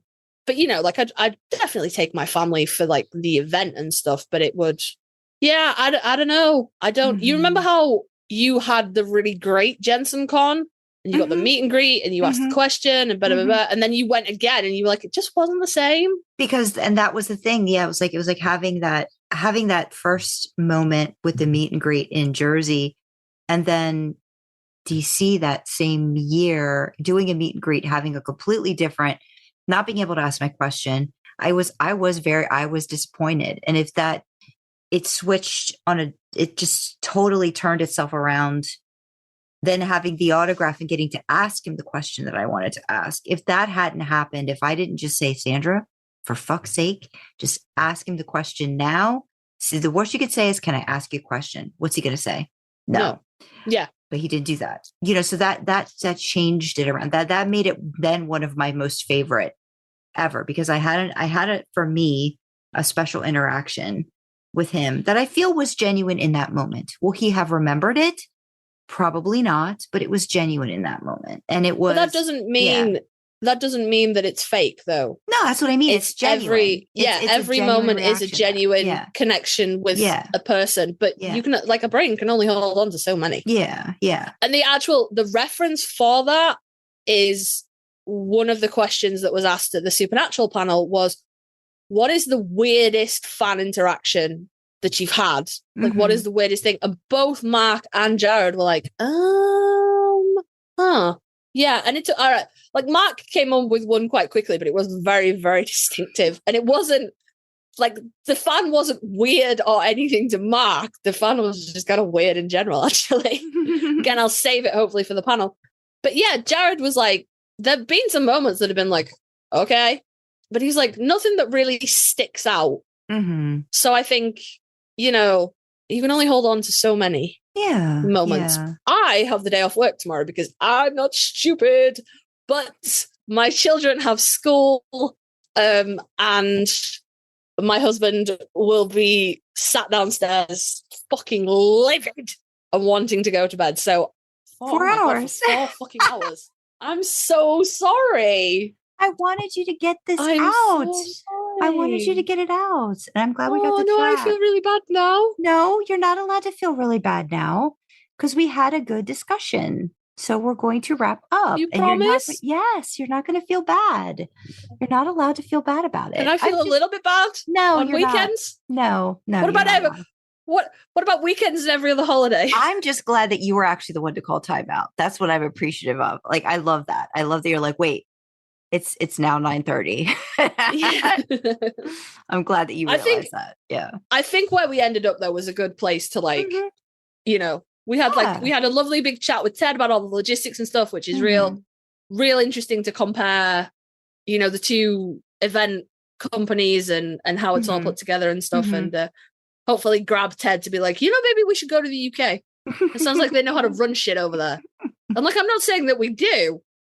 But just have the experience to compare. Yeah, that would be nice. Yeah, to do that was good. But we've, nice. And then Sandra got her. Can we talk about the emotions because you avoid those like the plague? And I do. But no, we're gonna call time. I'm sure I will continue bending Sandra's ear over the next few days about. Oh my god! Yeah, no, I'm very glad that you had a really exceptional time. I think it's one for the books. I think it's really great. I think it's great. I loved being a part of it and then hearing the play-by-play and stuff like that. So it was very, very nice. I'm very glad that you got all of those things that you needed to get. I feel like it was a good experience for you. And that's very important. Very important. Thank you very much. Thank you for coming with me in my pocket, so to speak. Yeah, absolutely. And letting me chew your ear off for 4 fucking hours. My God. It was fine. So thank you, Ted, even though I give you a hard time. I appreciate that you did it. He still doesn't know what he's done wrong. He's going to be sat downstairs like, what have I done? No, and honestly, I probably couldn't even tell you now what it was that he did wrong. So I'm just going to probably just be like, yeah, I don't know. It's just been a week. It's moved on. It's been a week. Moved on. It's really going to have to stop being a fucking week though. But thank you for listening and let us know what you thought of the episode. Email us at idlingintheimpala@gmail.com. Comment on Spotify in the Q&A section. Leave a YouTube comment. Join our Discord and chat with fellow idlers and us in real time. Check out our merch store, which is another fun way to show your support. You can find details for everything on our website, idlingintheimpala.com. Want to fuel our supernatural road trip? Consider joining us on Ko-fi for as little as $1 a month. We have perks to go along with different membership tiers and would love to have you along for the ride. Absolutely. Don't forget, you can support us for free, always by liking, commenting, and subscribing on YouTube and following, rating, and sharing on audio platforms. Engagement like that really helps us with the algorithms. All hail their benevolence. As always, we have the causes that we support in the description. So from me, you have LGBTQ plus talking charities. From Sandra, you have mental health charities. There is also US election information in the description. Keep yourself informed and up to date as November closes in. Remember, it's a jump to the left, not a step to the right. My UK peeps, as soon as our Prime Minister stops twatting about, I will get some election information in there for us. Do you need a translator for that, Sandra? No. Okay, I got it. cool. That's what I mean though when we were talking about earlier on. You just pick a vowel and you're like, that'll do. Well, just stick with that one. I got it. Liverpudlian. I got it. I just need a translation for that. Okay, good. Okay. I did get to hear Jared say Liverpudlian, and that is how he said it, Liverpudlian. And I'm like, no, babes, there's too many vowels in that. Yes. So I will get some UK information for the election when we get some. But as always, the main causes that we are championing, highlighting, spotlighting, any other adjective that means drawing attention to, is World Central Kitchen and Doctors Without Borders. Both of these charities are on the ground working in the Ukraine to help those still affected by Russia's unlawful invasion of the Ukraine, and in Gaza, which is in the crossfire of the war between Israel and Hamas. This is not political. It doesn't matter which side of these issues you stand on. We're coming from a purely humanitarian view here. There are people in the Ukraine and Gaza that are trapped, that are cut off from basic human rights like food, water, and shelter, and they're dying. They didn't ask for war, and we want to help people risking their lives to help them. If you cannot or do not want to donate financially, that's absolutely fine. Just sharing the links around social media helps massively to keep these issues in the public eye and get people in need all the help that we can. So with that, we will say thank you, Ted, for joining us for a fucking long one today. Thank you, Sandra, for letting me ramble for 4 hours. It probably won't be 4 hours when it gets to you, but it is 4 hours now. And thank you for joining us in the back seat. And we will see you next time, guys. Bye-bye. Bye.